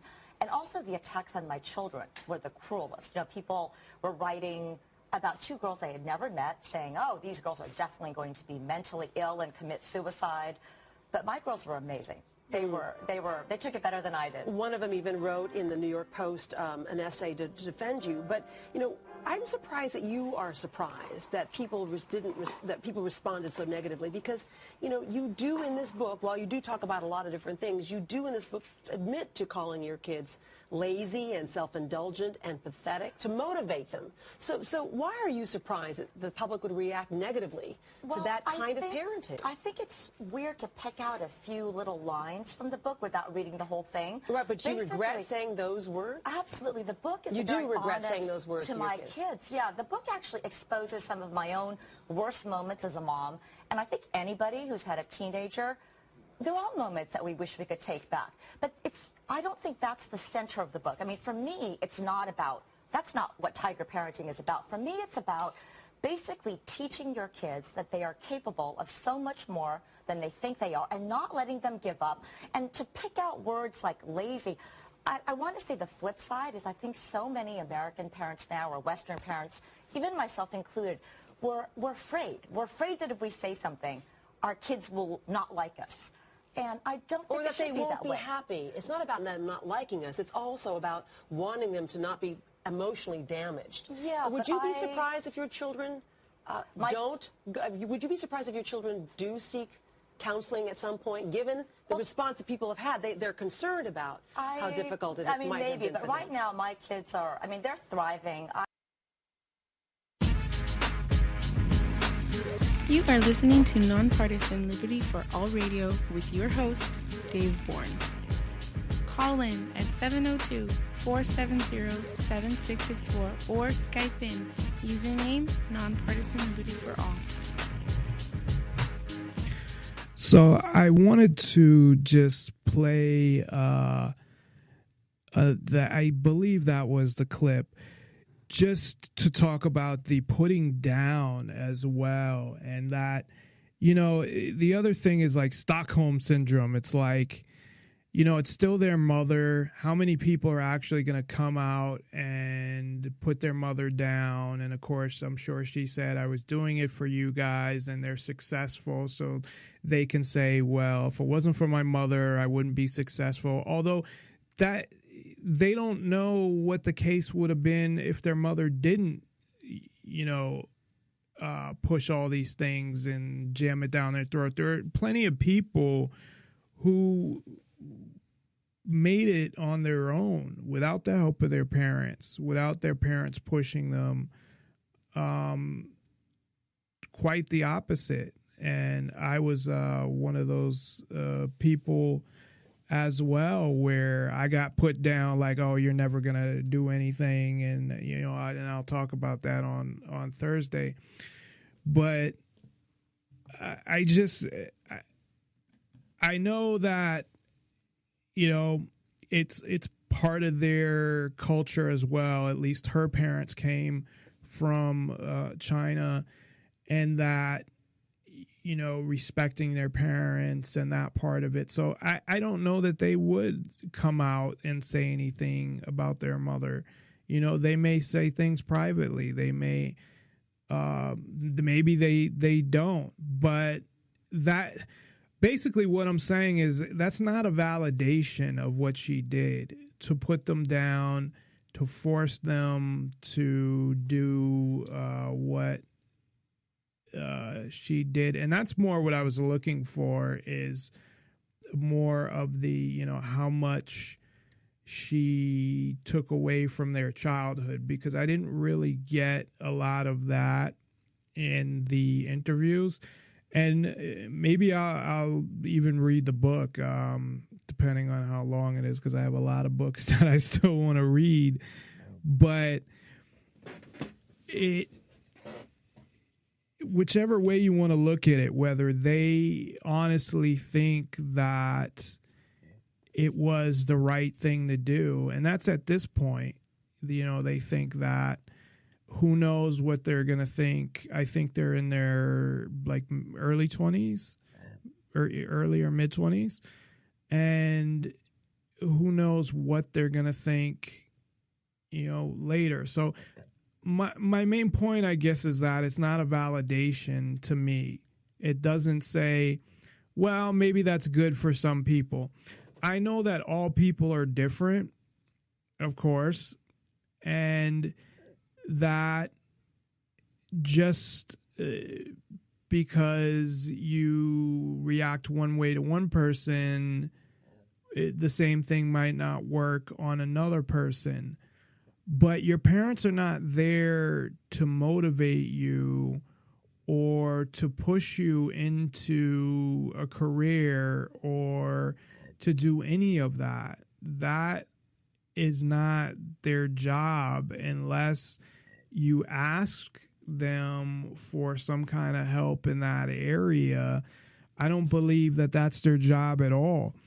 And I believe in cases like this where and again, it's hard to gauge how much of their childhood they actually lost.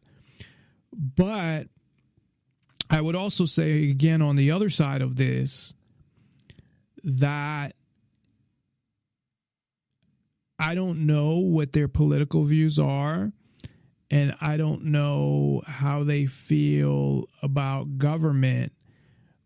But I would, if I had to bet on it, I would think that they were more supportive of the government and thought that, the same way that the government needs to force people to do things, and even though the government's doing it at the barrel of a gun or a tank or a nuclear bomb, not individuals, but countries.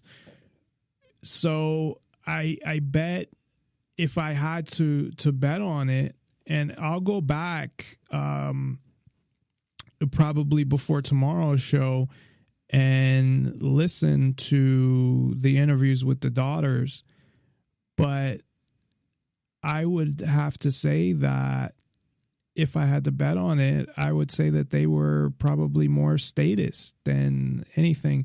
And for those who are listening and don't know the word statist, if you just happen to come across the show and decided to listen to it,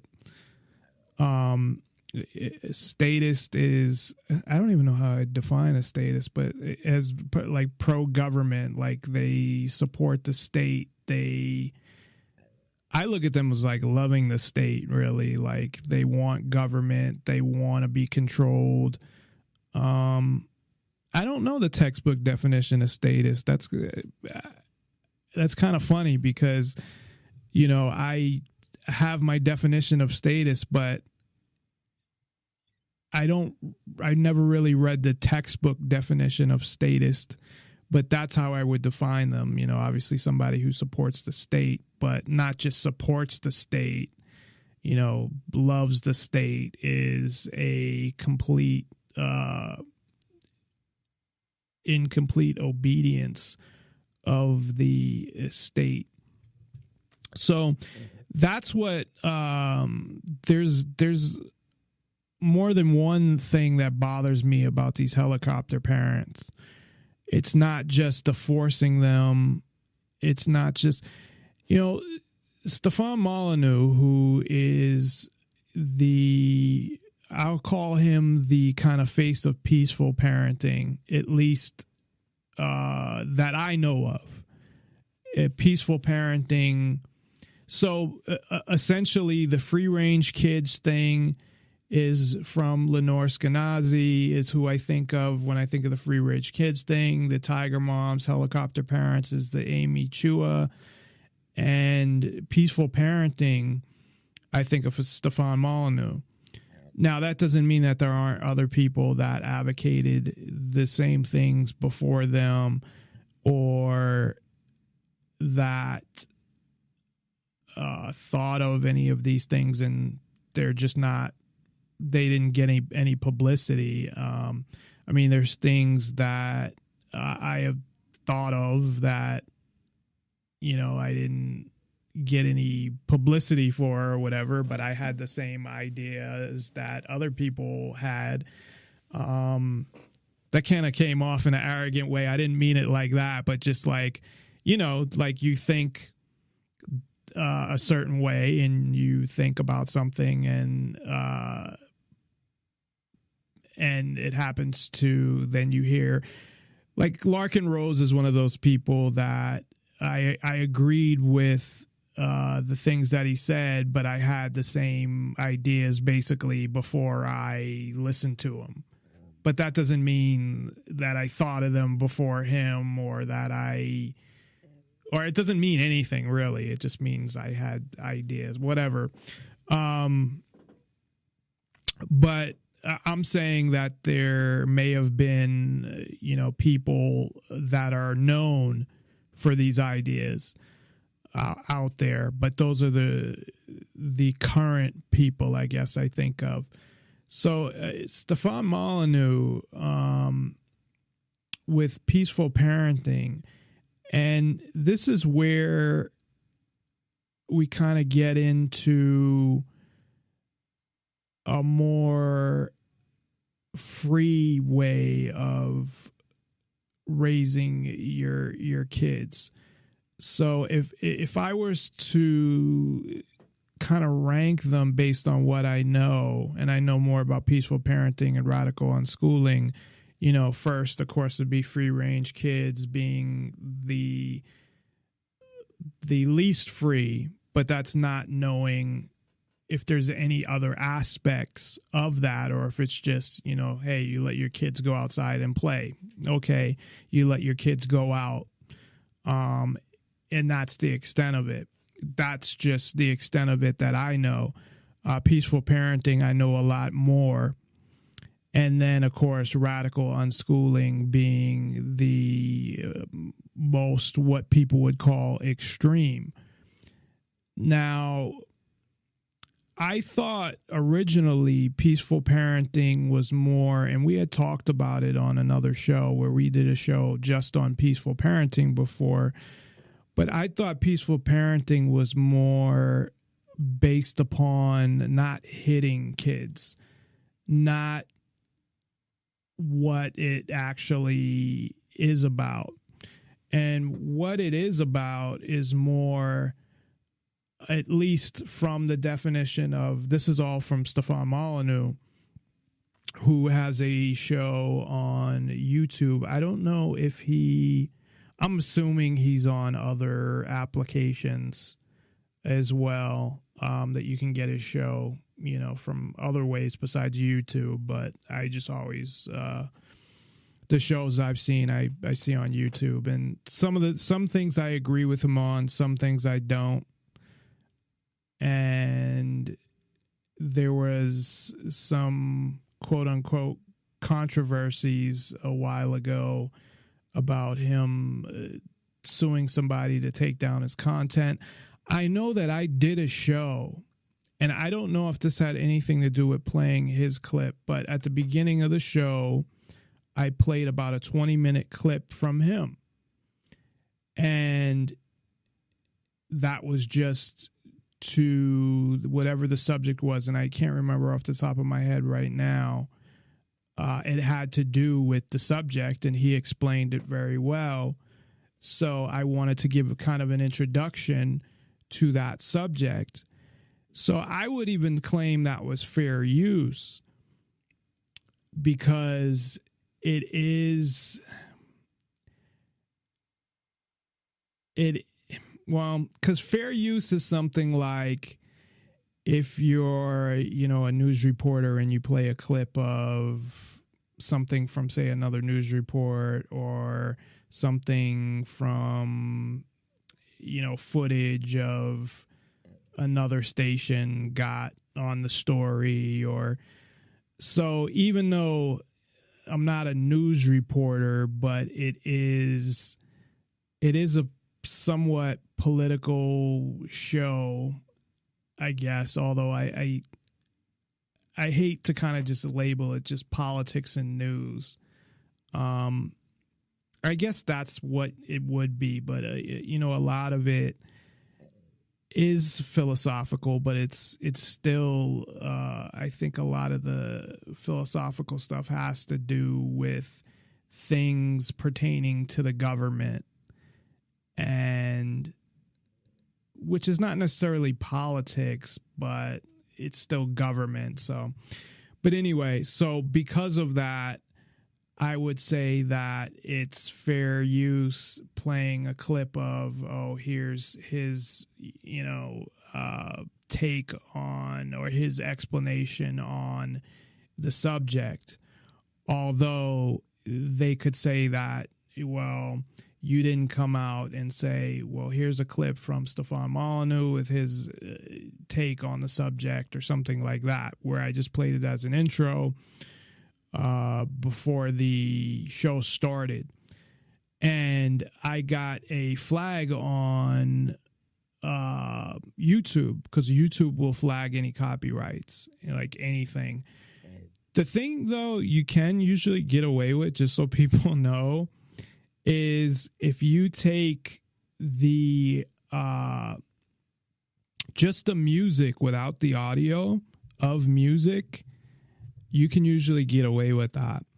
But I play clips all the time from YouTube. I play YouTube news clips, and that's fair use to play news clips. And I consider his clips news clips. So maybe because he considers his show a philosophy show, which it is. I would call it a news / a political philosophy show. I mean, he does get into other things like relationships and stuff like that. But my point being is, I don't know if it got flagged because I played his clip or there was something else in there. But anyway, I appealed it and it was fine. I didn't have a problem with it. But this is supposed to be somebody that agrees or is against, copyright and intellectual property. And from what I understand, he went and had somebody either sued them or threatened to sue them if they didn't take down his content. And they used it the same way as fair use because they were criticizing him. And I think that's why. But I don't know all the facts of what happened. There could have been more to it than that. That's what was reported. And then there was something with his wife that I had heard as well. But I don't know. Some of his stuff I like and some of it I don't. So I do listen to him, but I kind of filter through what I listen to. I don't have anything bad to say about him. I think he does a good job in what he does. But again, there's some stuff I just don't agree with him on, and there's some stuff I do agree with him on. His supporting Trump, who won New York tonight and gave the same stupid, arrogant speech that he gives every time. We're going to make things great again, and it's going to be great. Everything's great. It's great. Hey, you know what? It's great. So I don't agree with him there. Anyway, he parents kind of based on the non-aggression principle. And that's really what his definition of peaceful parenting is, to simplify it or to summarize it. I mean, there's more to it than that, but I thought it was more about just not hitting, but it's more about not punishing and not getting in the, not violating the non-aggression principle in your parenting. So not aggressing, or not, his words were, not imposing your will on your child whenever possible. But that's the whenever possible. However, when he had Dana Martin, who I had on my show as well, who, when I think of radical unschooling, to me, she's kind of the most well-known when it comes to radical unschooling, that he has differences with her.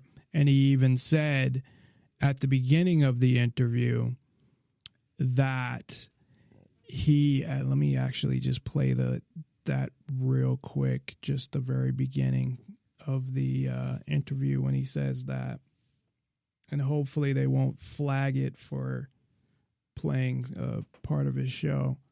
All right, so I'm here to have, for those of you who listen to my show, I guess for the past a little more than half decade, you know that I try regularly to blow other people's minds. And this is probably why you can see Dana's wearing a fine headscarf on her head. But the truth of the matter is that for one of the few times in my interviewing career, Dana is here to blow my mind. Because I consider myself a pretty open-minded guy, a person who's happy to embrace new paradigms, new thoughts, new ideas. But maybe it's the fact that I was in boarding school in England at the age of 6. So that alone, and this is what I'm going to get into more tomorrow, because I want to talk about tomorrow, really focus on what is the key, or what is the answer to obtaining true freedom and liberty. And is peaceful parenting enough? Because there is it's a whenever possible, and that he kind of, when it comes to the other stuff, he kind of stops at a point and doesn't go as far as somebody like Dana Martin? Or is it enough? And will that in itself be enough? Will bringing a kid up that way necessarily make them an independent person that will support freedom? Will it, or will it increase the amount of people that will support freedom? Or is it something that it doesn't matter, they're going to be whoever they are, or they're going to rebel against it, or, there's a lot of things that could come up, or that can be argued when it comes to that. So let me play a little more of this, because this is a long interview, so I don't want to play the whole thing, but I want to give kind of a little introduction of what we're going to talk about tomorrow. And also, I want to at least talk about one article that's important before we leave for the night. So let me just play a few minutes of this, and we will be right back. But this unschooling stuff, now I know how a statist feels. I find it hard. I've been watching your videos all day and reading your work, and I really want to compliment you. This is, of course, Dana. And it's hard. This is one of the biggest humps I've had intellectually. I love the idea. It fits with everything else that I believe, but it is like trying to put a star-shaped item into a square-shaped, and I mean that literally, square-shaped heart. So I wonder if you could tell me and tell the listeners a little bit about what unschooling is and why, hopefully it's more than just a challenge to me, but to others. Yeah, well, unschooling is a twofold philosophy. One, it's educational freedom, and for two, it's living in a partnership parenting paradigm as opposed to the traditional authoritarian parenting paradigm. I think most people can come to the unschooling educational side of it a lot more easy, just with technology and just what people know about, internal motivation being the key to true learning. But, releasing certain ideas around parenting is definitely harder for people to understand, I think. Yeah, I mean, it's funny, I was watching one of your videos where you said it's important not to condescend to children. And you sort of pointed out, if our partner clears out the garage or does something, we don't say, good job, well done, good job. And I thought that was interesting because I, of course, do catch myself doing that with my daughter. And the one thing was that, so for the afternoon, I decided not to do that good job thing. And do you know what I said to myself? I heard this literally in my head. When not saying that to my daughter, I said to myself, good job, Steph, good job for not saying good job to your daughter. It's a sort of fake enthusiastic bubble voice that seems rather hard to put a stake through its heart. Yeah, I think a lot of it has to do with the intention behind the words. Authentically, if my kids do something that I think is great, I'll tell them.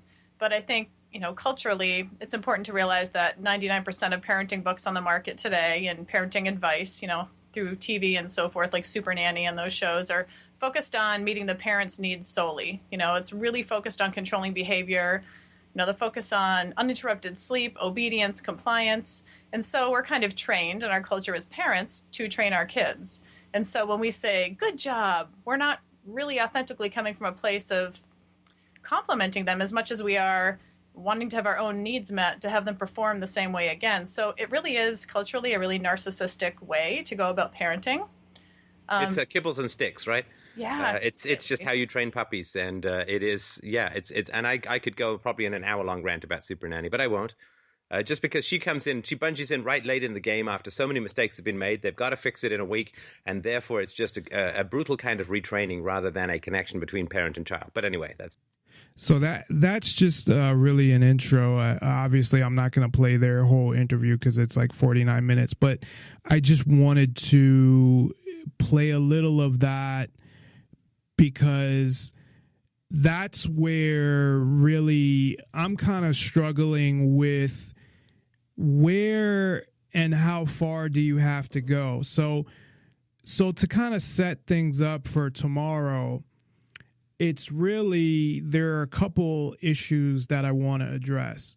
We'll get more into peaceful parenting because even when we talked about it as a freedom-oriented type of parenting or philosophy of parenting. But I didn't know as much about it as I do now as far as how far he goes. I did know that he didn't go as far when I talked about it before as, say, Dana Martin does with radical unschooling. So I may be somewhere in the middle of that. And, we'll talk more about that part of it as far as my personal experiences and where I see, if I have kids, what my parenting philosophy is. We'll talk more about that on Thursday. But really what I want to do tomorrow is, one, try to establish how far should one if we're looking at kids as people that own themselves, how far should it go, first of all? Now, the issue I really have is at certain ages. You know, once they're a teenager, to me, there's no question. So even, I think before that, I think 12 years old, you know, people used to get married at 12 years old, and I know it's because you died at whatever age. But if you weren't mature enough to get married and have kids at that young, then even if you died at a certain age, then why not, you know, then fine. Then you die when your kids are young and, I don't know, somebody takes care of them. I don't know. But even when they were still getting married at 13 and 14, they lived to be 40. So you could have got married at 20. So my point being is that I think what has been happening, and again, it all goes back to government. And I know some people think that I'm just, you know, nuts, or maybe not nuts, but that just going back to government, it's just like, whatever, you don't know what you're talking about. But I think that government has set the tone socially for so many things and influenced so many things that they even want kids in college now are to be treated like kids. So the same way that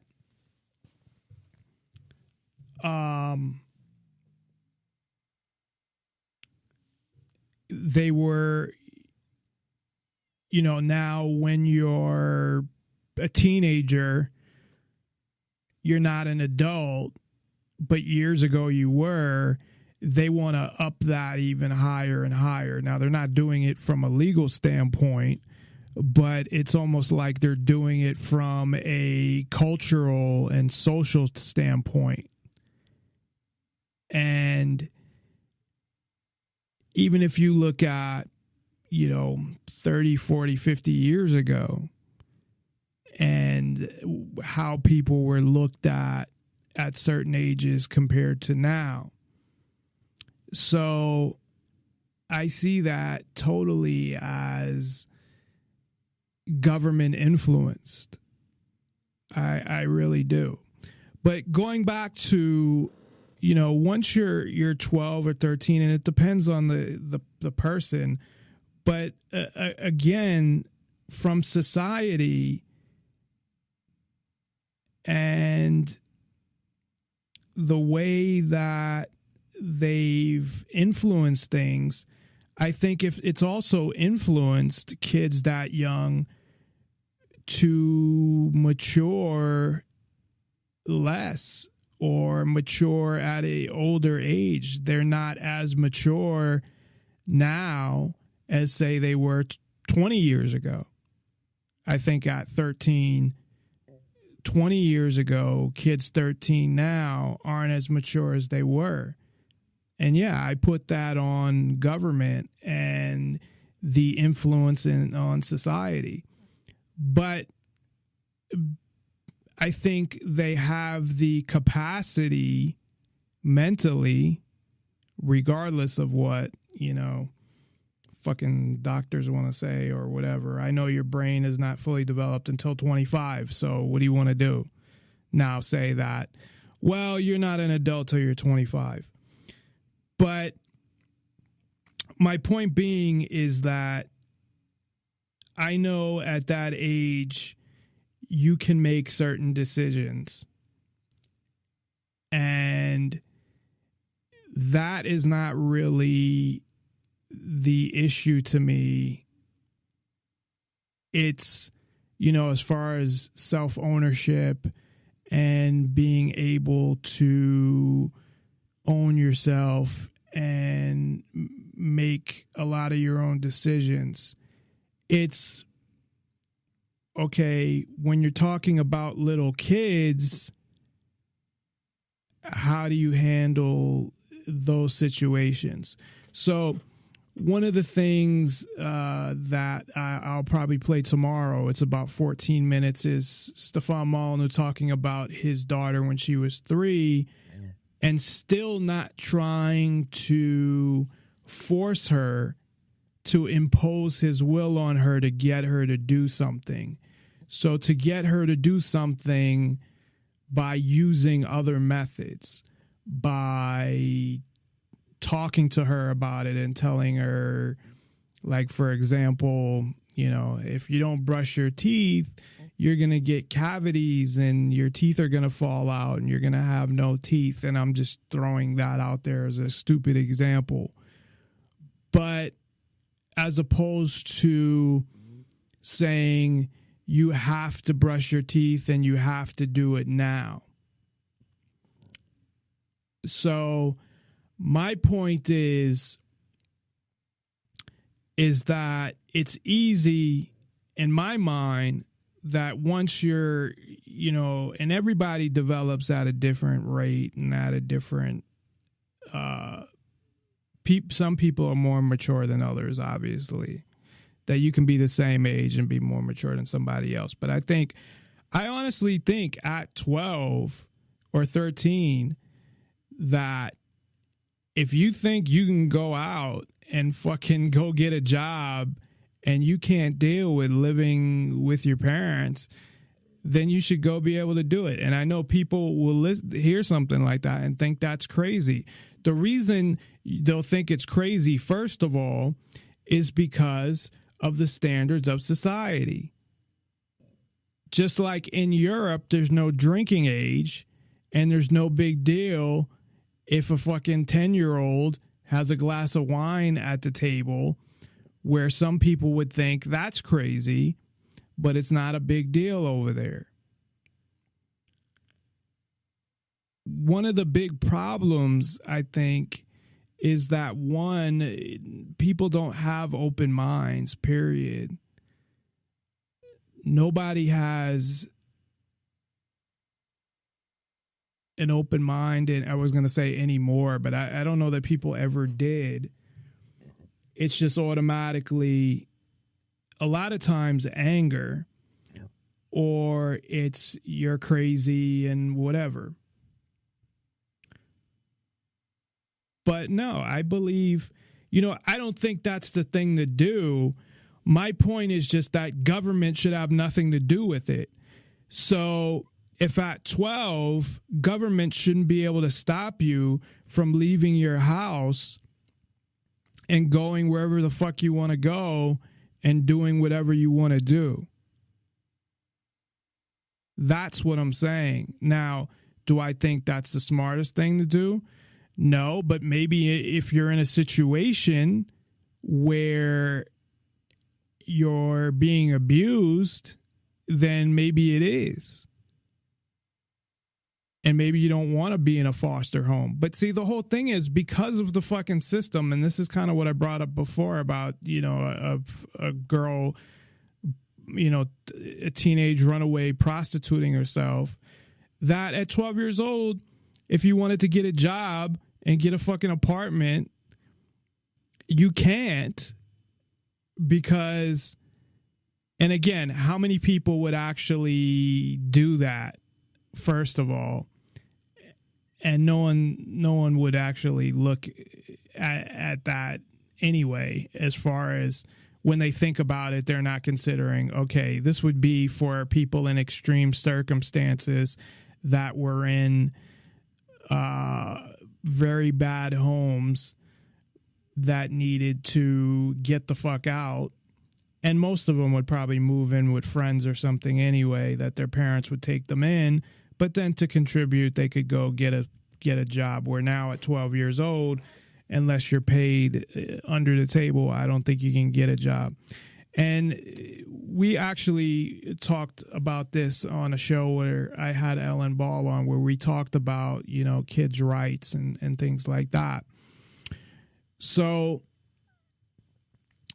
I really think when it comes to kids, period, that government, whether it exists or not, that there should be no CPS and there should be no government interference in your relationship with your kids and in parenting. Because what's going to happen, especially when people know that, that's the other thing that I think doesn't come into play or doesn't come into people's minds as well, is that they forget that people have friends and relatives and things like that. So, plus, if you could leave, it wouldn't matter anyway. So you'd get out of a situation. The only real danger would be with little kids. But that's, the same thing where friends and relatives and whatever. And what people want to do is they want to have, it's like you have 0.001% of the population that's fucked up. And because of that fucked up part of the population, you want to affect the other 99.9999 and apply all these stupid laws to them because of it. Because that's really what it is. But anyway, yeah, I don't think there should be an age of consent. And I'm not talking about sexual consent. I'm talking about an age of consent as far as 18 being an age where the government says you can leave or, any of that.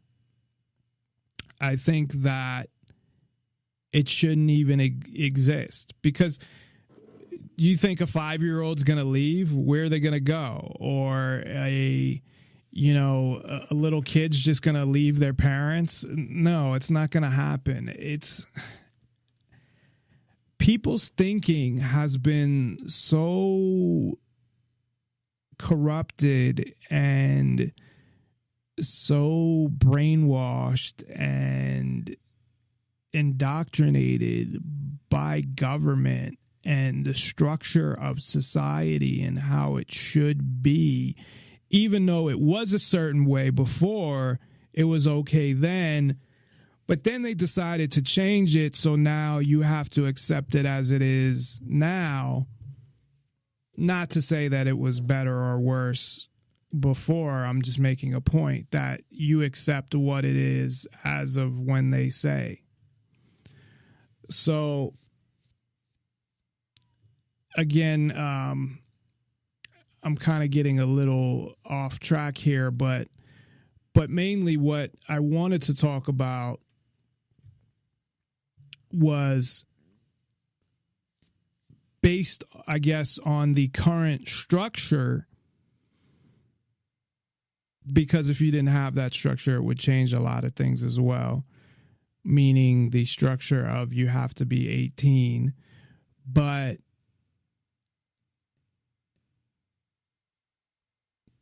what is the solution or a solution or something that will help at least to lead to true freedom and liberty when it comes to the next generation? Because right now it's not happening. You do have quote unquote millennials that are involved in politics, but a lot of them see the problem but go to the solution of government and follow people like Bernie Sanders. They look to the same people who caused the problems in the first place, or at least allowed and contributed to the people that caused the problems, and that's who they look to. And who can blame them when they're brought up the way they're brought up and they go to government schools the way they are and they see what they see in the media, essentially government media.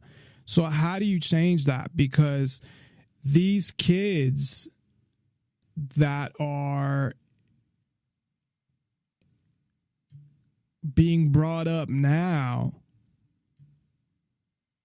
are going to be the ones that, depending on whether the system exists as it exists now, which hopefully it doesn't, but are going to be the ones to start the next revolution, or are going to be the ones to change things from a society on the brink of fascism and socialism to true freedom and liberty. And there's not a lot of options at this point in general. And I'm not talking about there's not a lot of options to change the opinions of the next generation. I'm saying that there's not a lot of options to achieve true freedom and liberty, period, which we never had anyway in the first place. There was a level of freedom, and that level, if you had a graph, you'd see that it was at a certain point. If you say 10 is true freedom and liberty, maybe it started at a 6 in the beginning and then just skewed down from the beginning. And just kept skewing down and down. And I don't know where it's at now. But I know that the government is doing everything they can to indoctrinate kids to ensure that the next generation falls in line with where they want them to fall in line, with government control, more of a police state, a military state, all of these things that they're training kids to become accustomed to now. So my question, I guess, or what I want to discuss tomorrow is peaceful parenting as well as radical unschooling. And between those, really, and it could be other things as well. I mean, other ideas on raising kids. But it has to be recognized that kids do own themselves. They're not owned by their parents, whether it's for the purpose of trying to get freedom in the future or not. I mean, that's just how it is. And parents need to realize that they don't own their kids, that they made a choice to have kids. So there's a lot of positive things about peaceful parenting, and there's a lot of positive things about radical unschooling. But then the other question is just because you're brought up that way and you're brought up in a way where you have freedom, at least as much as you can have as a kid, you're given the maximum amount of freedom that your parents can give you. Of course, they can't stop the police or the government from doing whatever they want to do to you, but they can bring you up in a way that allows you to make your own decisions and choose what you want to do and not be told what to do and not be grounded and punished and all of these things. So before I get to my article, or how many articles I can cover in 20 minutes, those are the main things that I want to cover tomorrow. So we'll go through peaceful parenting. We'll go through radical unschooling. And I mean, a lot of things in both of them are similar. And it's not this is exactly what this is and this is exactly what this is. It's kind of everybody applies it differently. Everybody kind of has their own methods or their own ideas within the umbrella of freedom. And so we'll talk about those, and then we'll talk about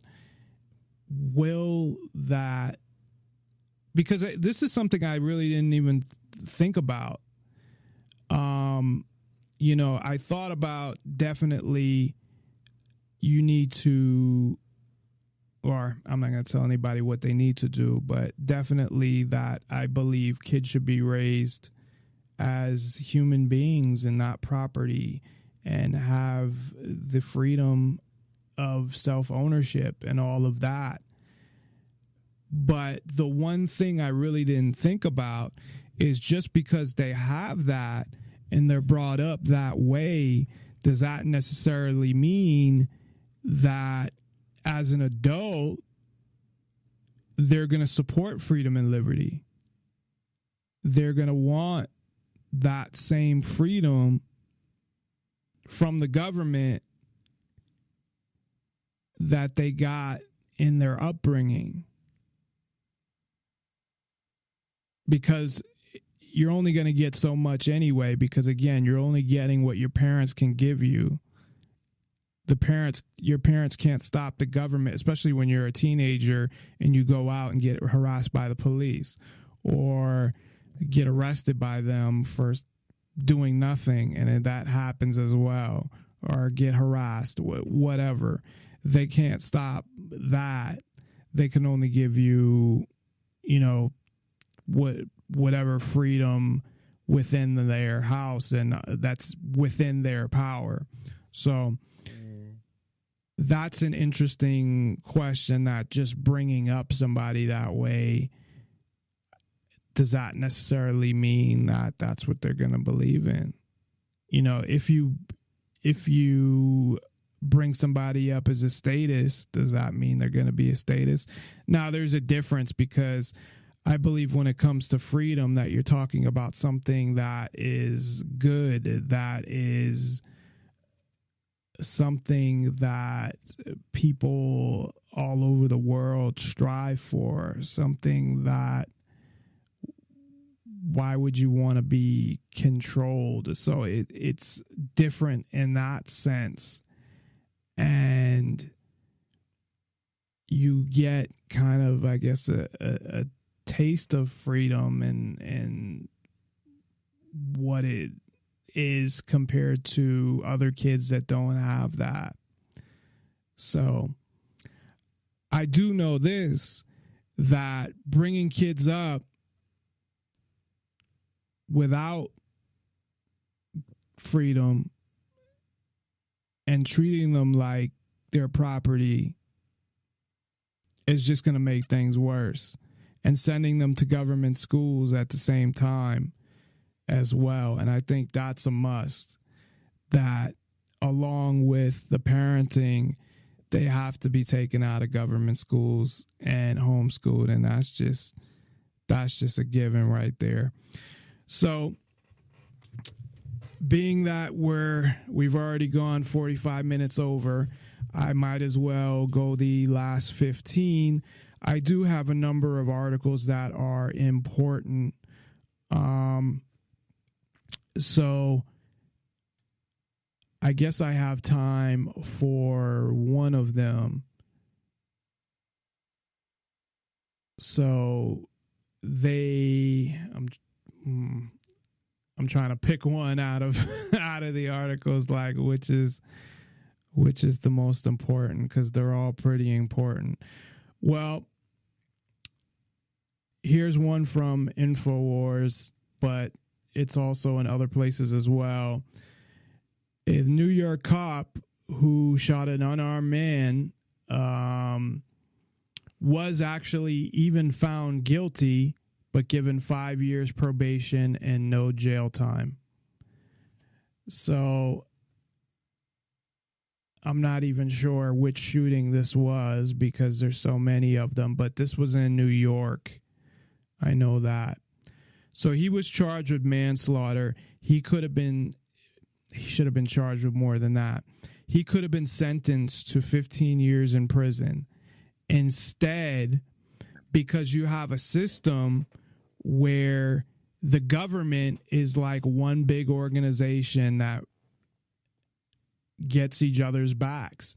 And even though they might fight amongst each other, I know the police fight with each other.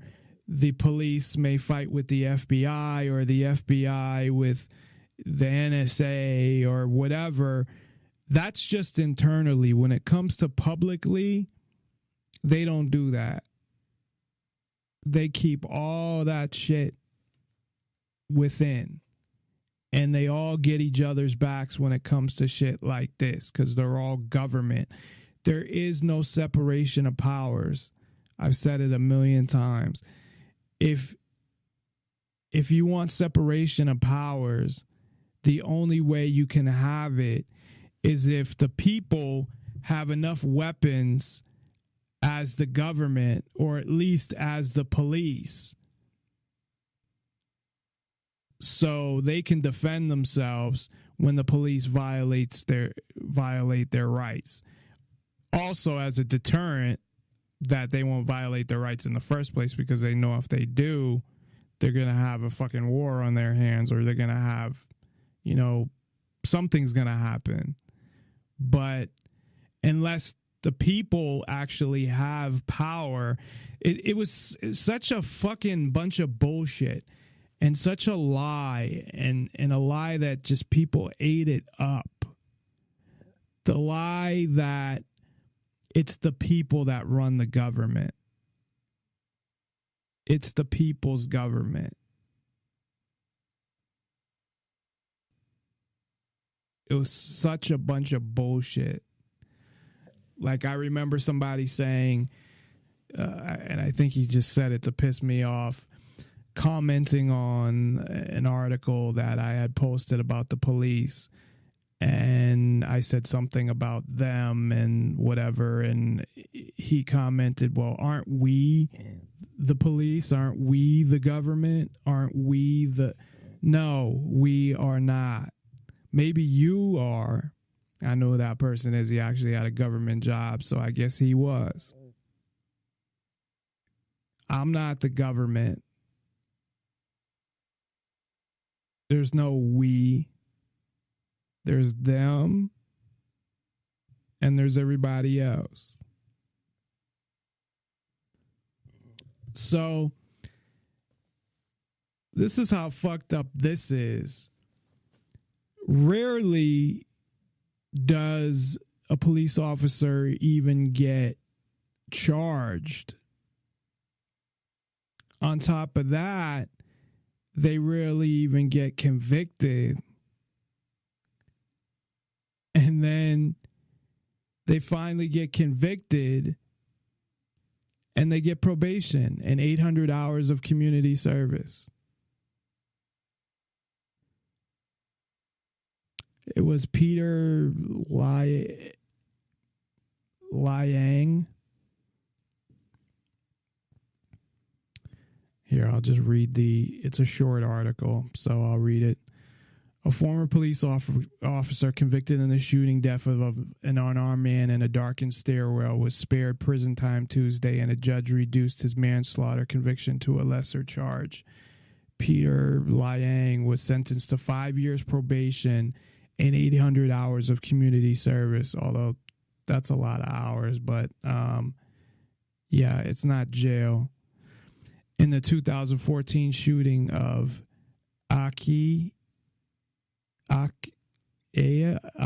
Gurley, I don't know, I can't really say his first name, who was walking down a stairwell in a public housing complex when the rookie officer fired a bullet in the dark by accident after being startled, he said. Really? The bullet ricocheted and killed Gurley, 28. So he said he accidentally fired a bullet when he was startled. I'm sure that's a bunch of bullshit. Given the defendant's background and how remorseful he is, it would not be necessary to incarcerate the defendant to have a just sentence in this case, Brooklyn State Supreme Court Justice Danny Chung said, and sentencing Liang, also 28. What does it mean, also 28? Oh, that they were, okay. That the officer and the guy he killed were 28. That's nice, because if it was the other way around and somebody accidentally killed a police officer, they're not going to say that.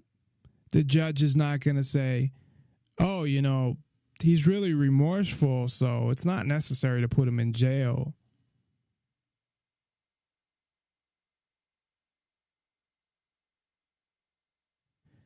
It's crazy. Even if it wasn't a police officer, if it was just a regular person, they'd be in jail. But definitely not if it was a police officer. So, again, it shows that the government can do whatever they want. It's fine. If you're part of the government, you can get away with whatever you want because they're all a big gang, a big mafia that essentially gets each other's backs. This guy doesn't serve a day in jail. I'm sure he was out on bail. It doesn't say. But actually, there's, I think there's more to the article. It goes to another link. But even when the guy gets convicted, he gets charged. It's hard enough for somebody to get charged. He gets convicted, and he still doesn't serve a day in jail. 5 years probation. I know somebody that committed fucking, what was it, credit card fraud or something, and got 5 years probation. This guy fucking killed somebody. And he was a cop. He should be held to a higher standard, not a lower one.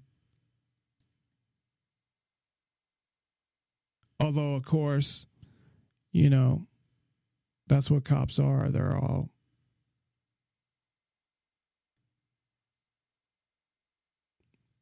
low standard.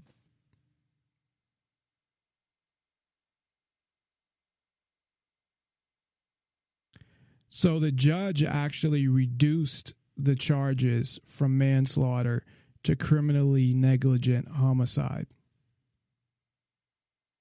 How many times does a judge actually do that for just a regular person? And I'm not talking about, you know, somebody who has money or a celebrity or something like that. I'm talking about just your average person.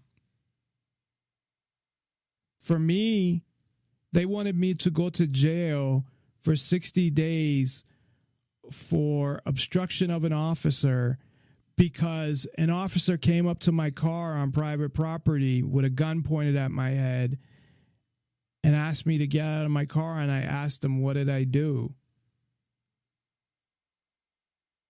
And then dragged me out of my car, bruises all over me. In the law itself, it says you have to have intent to obstruct their investigation. I didn't even know they were fucking making an investigation. And I got found guilty by the judge. And the city attorney wanted me to go to jail for 60 days. And I had to pay a fucking $1,000, the maximum fine. This guy gets 5 years probation. And doesn't even have to pay any money. Now, I didn't get, you know, probation, but But my point being that when it comes to a cop or any member of the government, and when I say any member of the government, I don't necessarily mean like somebody that works at the post office or that works in that type of job. I'm talking about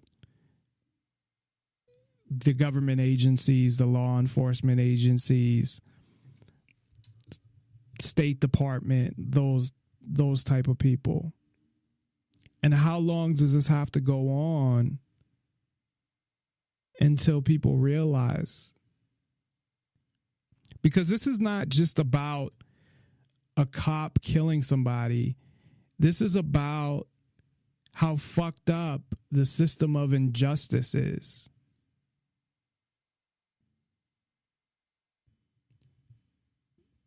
That the court system, even though some idiots say, oh, it's the best system in the world. Again, if it's the best system in the world must be pretty fucked up. But it's not just about cops being out of control and cops murdering people. This is about a system of government where you have above the government, you have another elite class of money, but the government itself is also an elite class of I can do whatever the fuck I want and get away with it. That's what they get as their, I guess,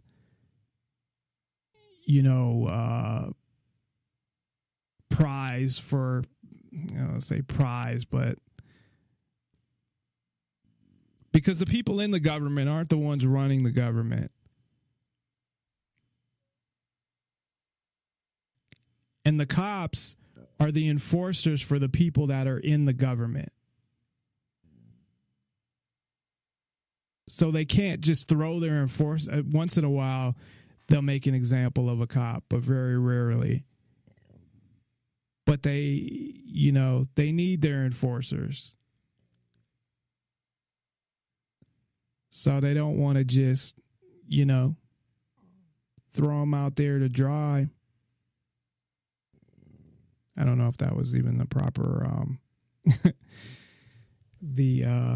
analogy that I meant. Hang them out there to dry. So yeah, I mean, this isn't even just about a cop killing somebody. It's about being above the law. It's about this system. It's about this government. It's about all of it. But most people aren't going to read into that. They're not going to see it for what it really is. They're just going to see it for, oh, another cop killed somebody and got off. And yeah, that's part of it. And that's part of it that's really fucked up too.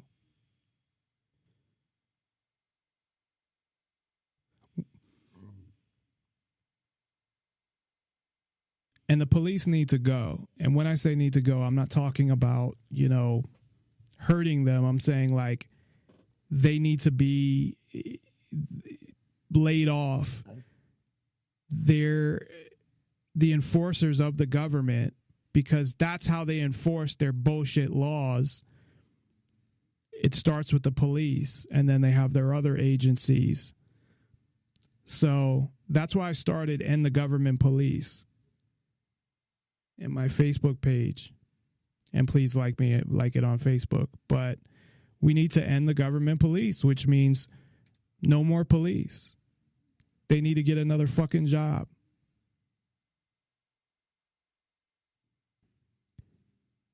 And then what you have is based on what your needs are, there'll be plenty of security companies. People basically just need to be kept safe and protected, and that's it. And the police don't do that anyway. All they do is show up after the crime. So what the fuck is the point? oh, if there wasn't any police, I hate these fucking idiots who make these statements. Oh, if there weren't any police, you know, you'd be scared or you'd whatever, or people make these fucking ignorant ass statements. No, because police show up after the fact, you fucking morons. Well, that's all the time we have for tonight.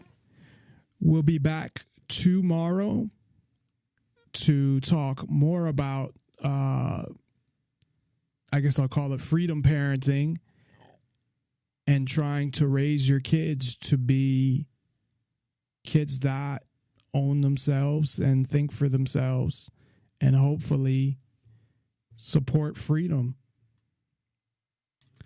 And then on Thursday,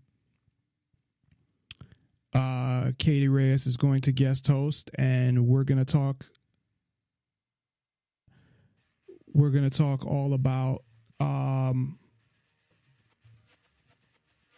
our personal experiences growing up with parenting and what we think, or how I guess we would raise our future kids. What are our parental philosophies, I guess. So that should be a fun show on Thursday as well as tomorrow. So hopefully some of you motherfuckers will listen live and call in. But thanks everybody for listening. I appreciate it. And have a good night. The way the system was meant to be. Comply with the orders of police officers. Resisting arrest is a real and dangerous crime.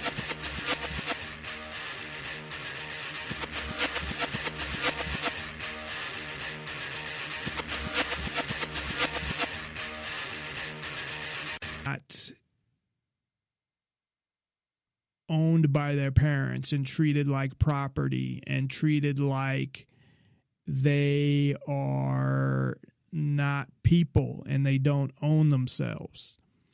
So, meaning that what happens, and I've talked about this before, first of all, they have more laws and rules and all of these things outside of the parents anyway, because you have laws for anybody under 18 that only apply to people under 18, and then you have all these rules in school and those type of things. And then, of course, you have all the rules of the parents. So they get it at so many levels, and then they're expected to grow. Well, not expected, but anyone who thinks that it's easy to grow up and then actually get to a point where you question things and you think for yourself and you believe in freedom. It's not an easy thing. You also have the politicians and government media and all these things coming at you. So what I'm going to talk about more tomorrow is why I believe that that's one of the keys, or is it a key to somehow getting freedom or maintaining. I'm trying to think of how to phrase it, because at this point I don't believe we have freedom.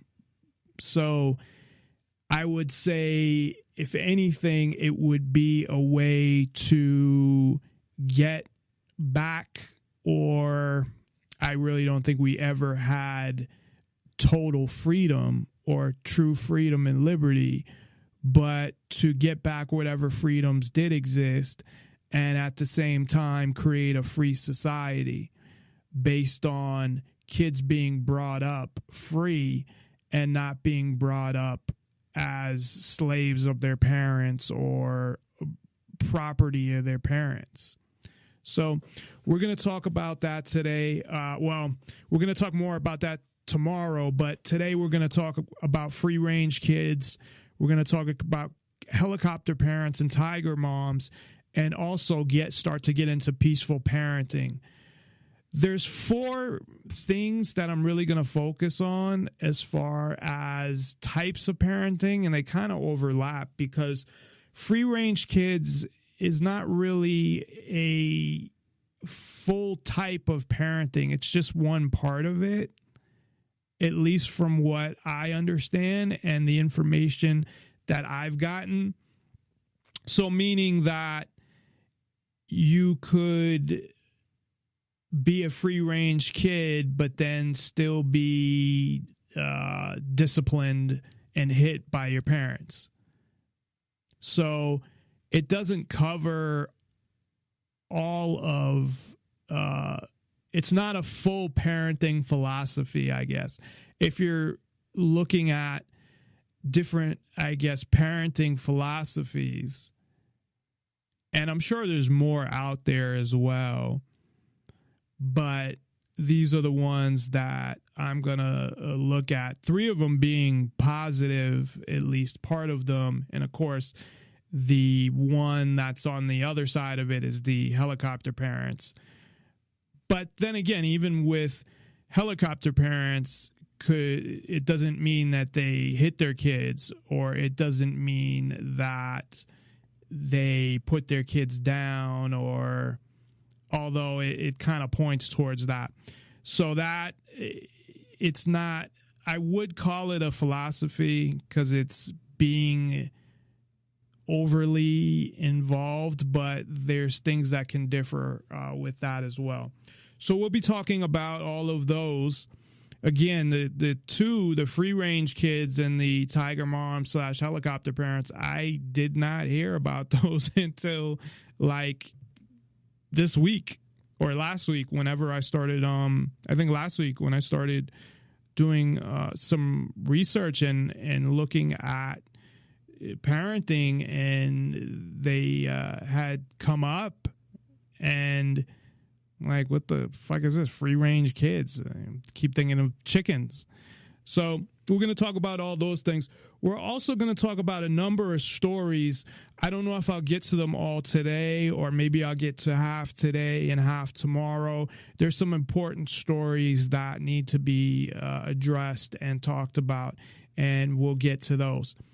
But again, all week we will be talking about parenting and different types of parenting and parenting related to freedom. And really the main point is that one of the answers to creating a free society and maintaining one?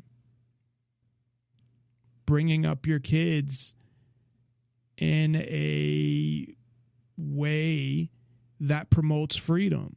Now, how far you go with that, there's different ideas and different philosophies, and we're going to see one partly today, more tomorrow, the differences between more the radical unschooling, which also covers kind of radical parenting, I guess, or radical unparenting.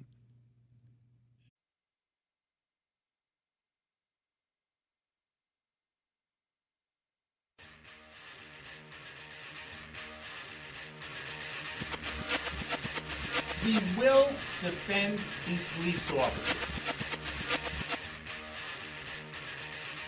Listen to police officers' commands, listen to what we tell you, and just stop. The nation needs to realize that when we tell you to do something, do it. And if you're wrong, you're wrong. If you're right, then the courts will figure it out. We don't get to take the law, we enforce it. But at the end of the day, each and every man should go home safe.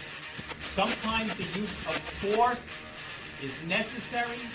You need to comply with the police officer the way the system was meant to be. Comply with the orders of police officers. Resisting arrest is a real and dangerous crime. Nonpartisan Liberty for All. I'm your host, Dave Bourne, and it is April 19th, 2016, and I'm coming to you live from Las Vegas, Nevada. Thank you for tuning in to Nonpartisan Liberty for All. We are on weeknights Tuesday through Thursday at 7 o'clock Pacific, 10 o'clock Eastern, and you can listen live on Spreaker.com and nonpartisanlibertyforall.com. And to the archives immediately following the show on Spreaker, YouTube, Twitter, SoundCloud, Tumblr, as well as the next day on Stitcher.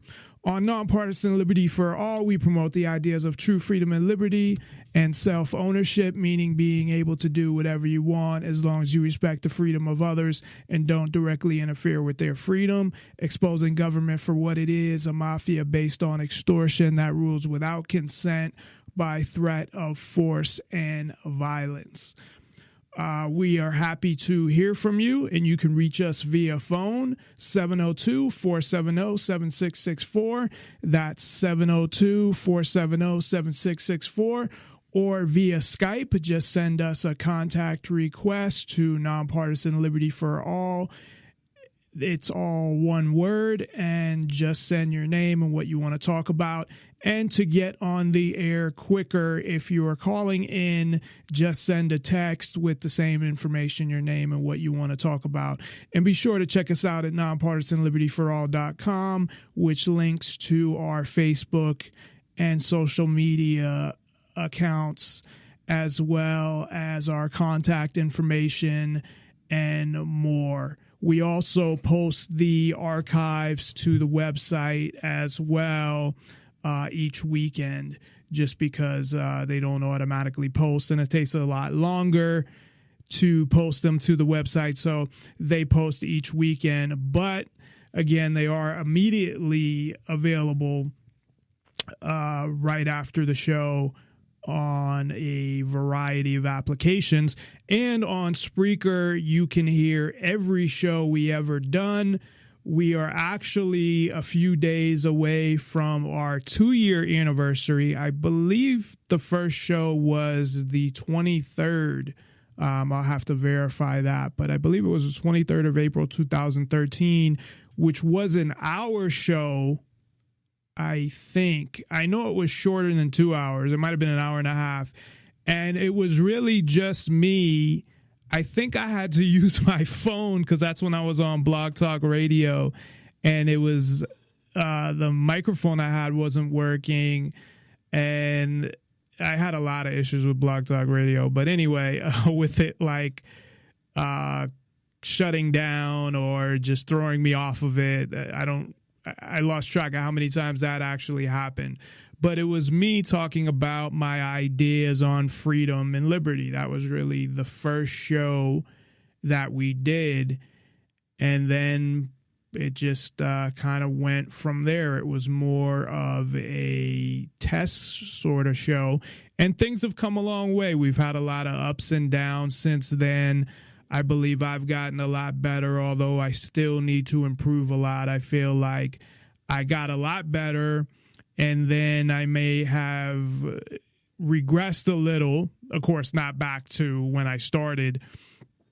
And I'm still trying to improve every day. It's funny, I had some criticism from someone who basically it was more about a personal thing than it wasn't constructive criticism. It was just a personal thing against me. And the show that they listened to, they posted that this show sucks, don't ever listen. And they actually do radio as well, and they're terrible. So I can say that I couldn't even, for one, hear what the fuck they were saying anyway. But I'm not arrogant at all. I believe that I have a lot to work on, and I'm just, my words were, I'm not terrible. That's the words I used to describe myself. But they were terrible, and I'm definitely better than them. But the show they used to listen to was like my 8th show that I've ever done, which really, actually, when I think about it, wasn't that bad because it was kind of an interesting interview. I mean, I was kind of bad in my delivery and in a lot of things that you can look at. But anyway, that's a whole nother story. But we have an interesting not just show, I guess, week, I guess in honor of our anniversary, although I didn't even think of it this way, but now that I just thought of it, I will call it in honor of our anniversary. We're going to be talking about parenting all week. So what we're going to be talking about for each day, today we'll be talking about, and I know we talked about parenting in the past. We talked about peaceful parenting and unschooling and government schools, but we're going to look at some different things. We're going to look at the whole big picture throughout the week. And then we're also going to get into mine, and my fiance, Katie Reyes, is going to guest co-host the show on Thursday, who is also our official voiceover girl, and talk about our how we were parented as kids and how that affected us, and also our thoughts on parenting.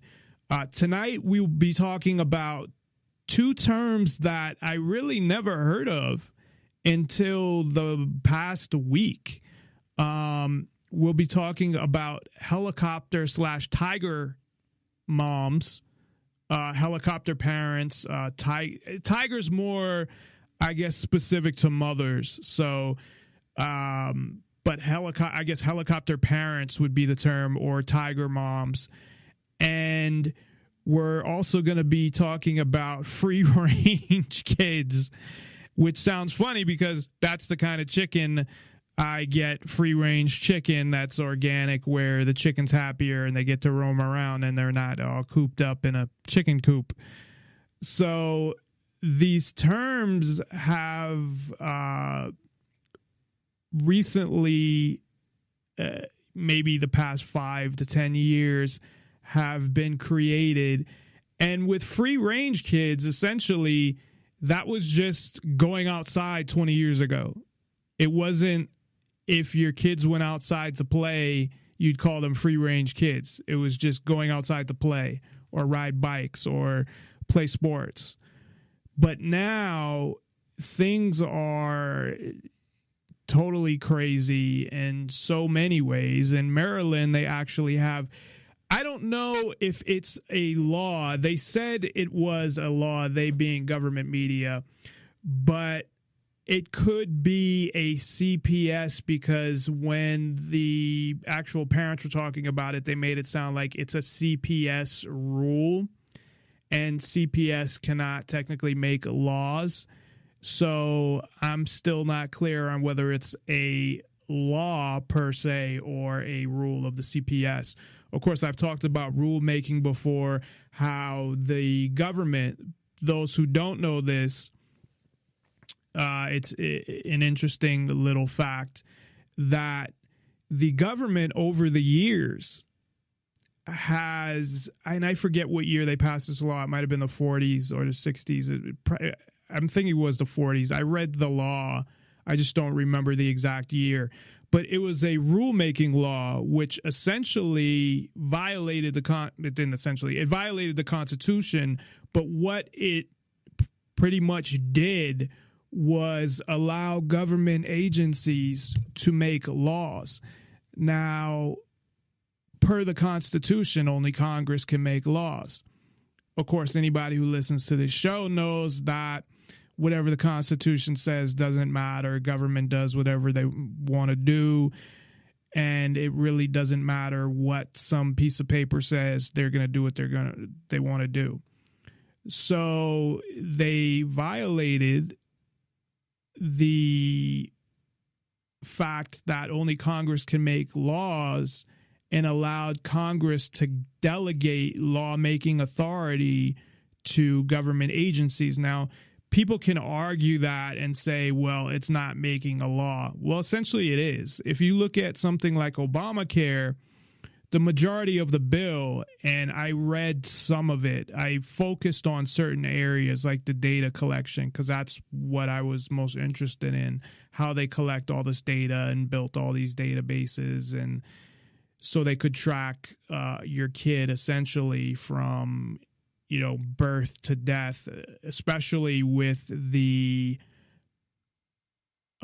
public kindergarten, public preschool that they want to start that I talked about last week or the week before, that they're starting in New York, where the preschool, I keep thinking of kindergarten, or pre-K, that's why, because they call it pre-K, but is public and paid for.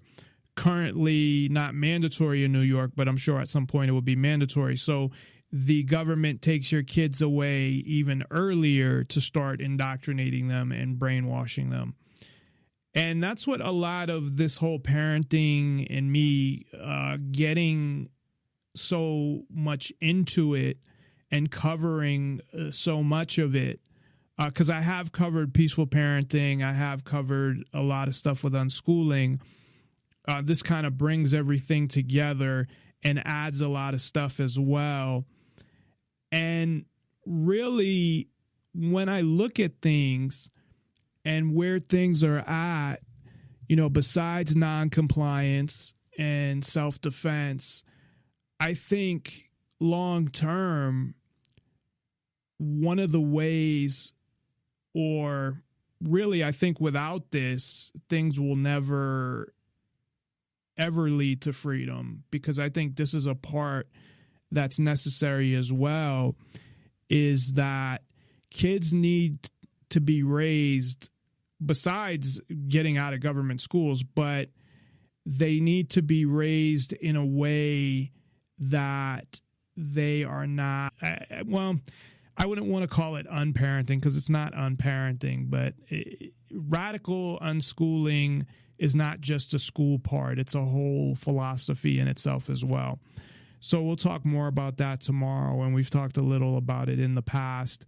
We've interviewed Dana Martin, who's one of the more well-known radical unschoolers, where, to summarize, essentially lets her kids do whatever they want to do.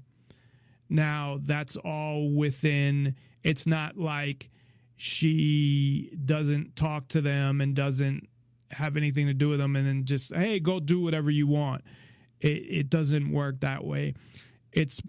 And we'll get into it in more detail tomorrow, as well as the comparisons between peaceful parenting and radical unschooling, and the parts that are similar and the parts that are different, and how both of those lead to freedom, and what aspects that I think will. But to start off with, I want to start off with free-range chickens.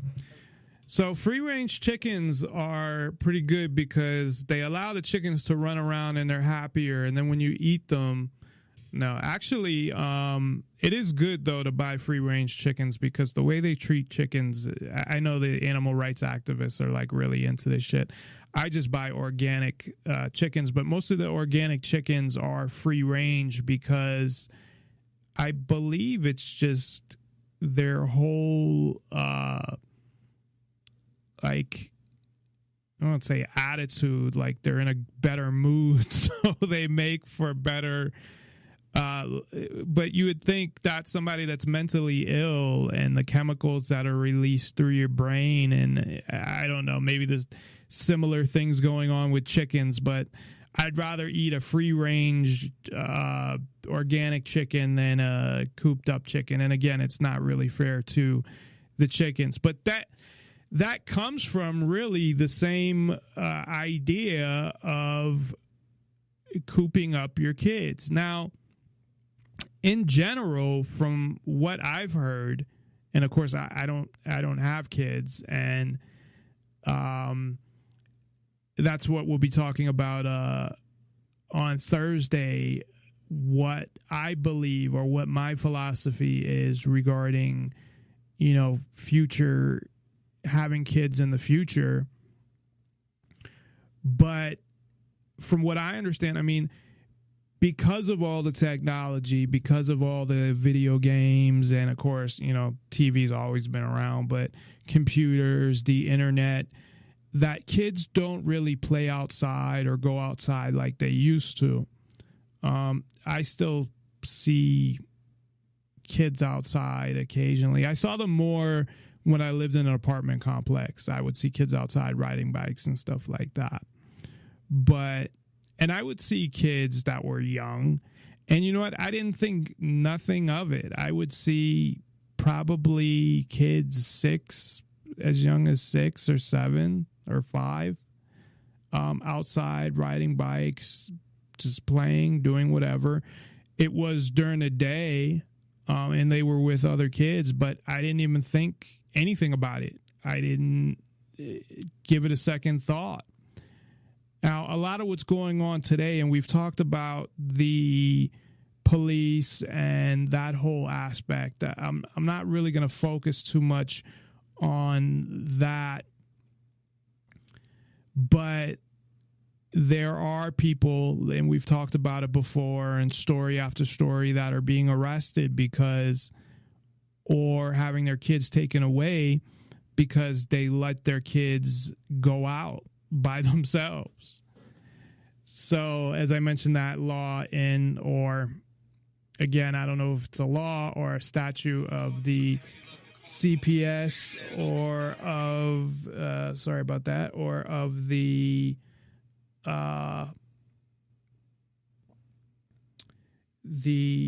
state or not.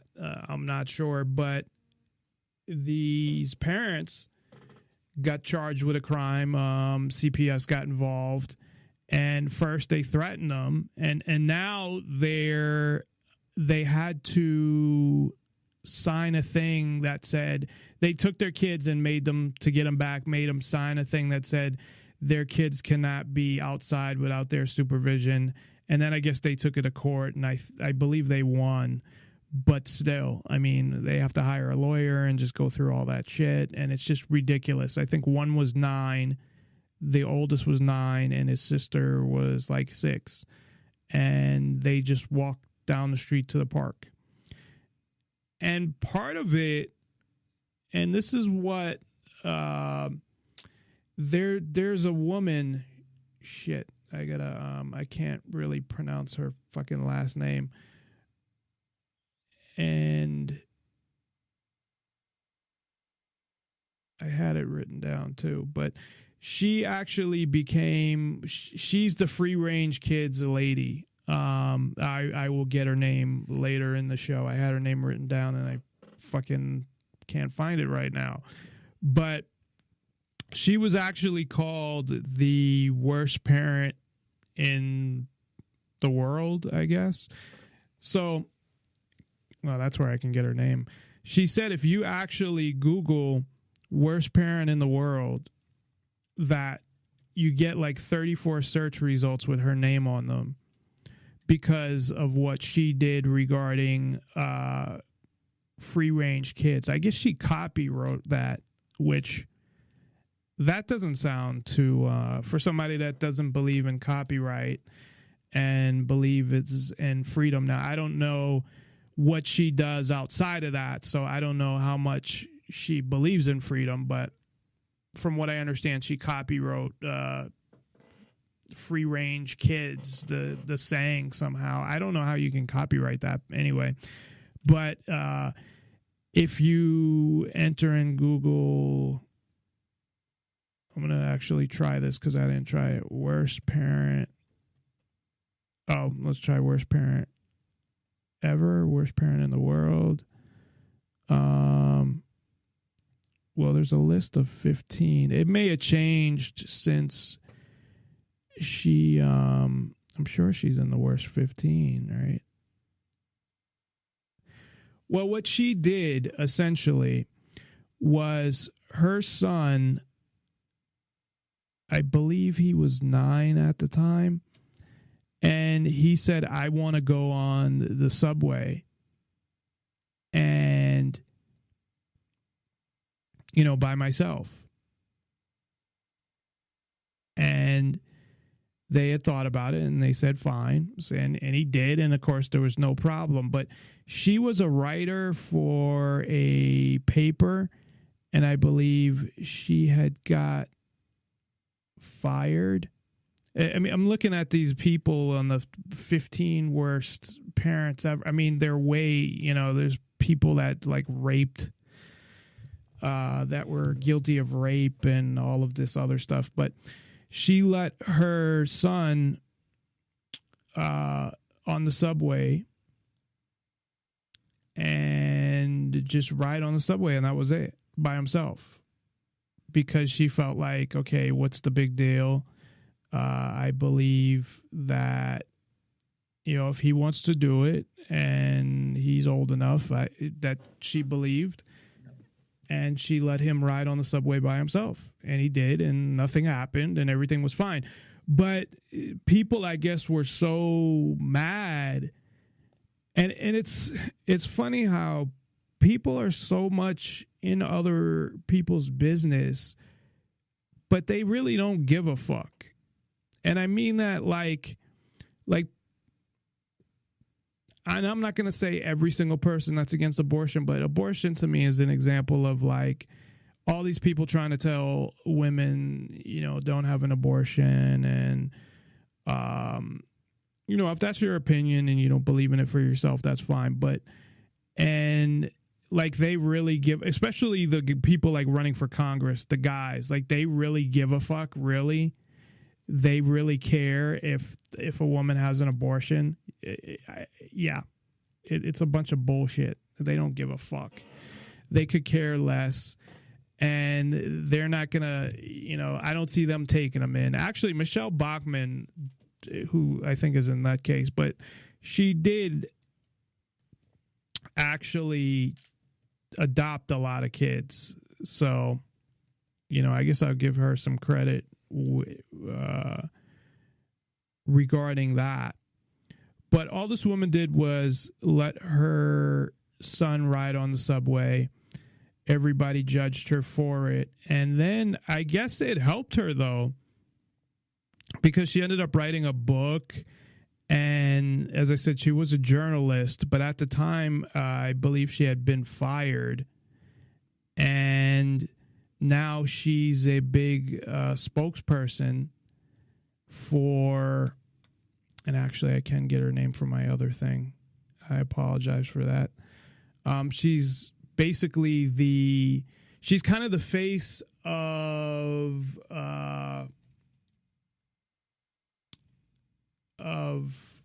free range parenting or free range kids, essentially, from her, just from that.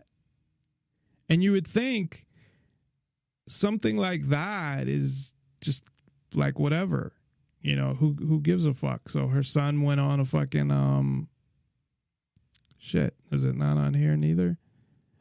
Lenore Skenazy, that's her name, I'm sorry. So Lenore Skenazy, who is actually pretty entertaining. If you go to YouTube, you can find her videos where she goes through the whole talk of what happened, and she's very, we'll say, animated in her talk, and she does a great job. She's entertaining. I'll play a clip that she's in, but I guess just from that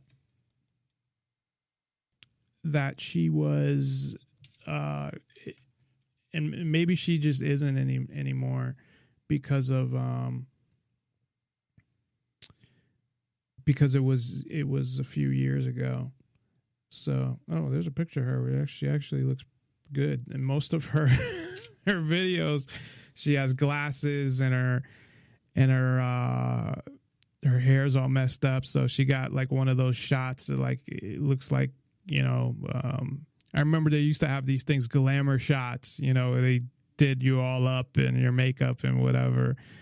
But yes, it was 9 years old. So she wrote it in a column in the New York Sun because she got fired from the New York Daily News, and then she was freelancing. So after that hit, that's when, she was called like the worst parent in the world and all of this shit.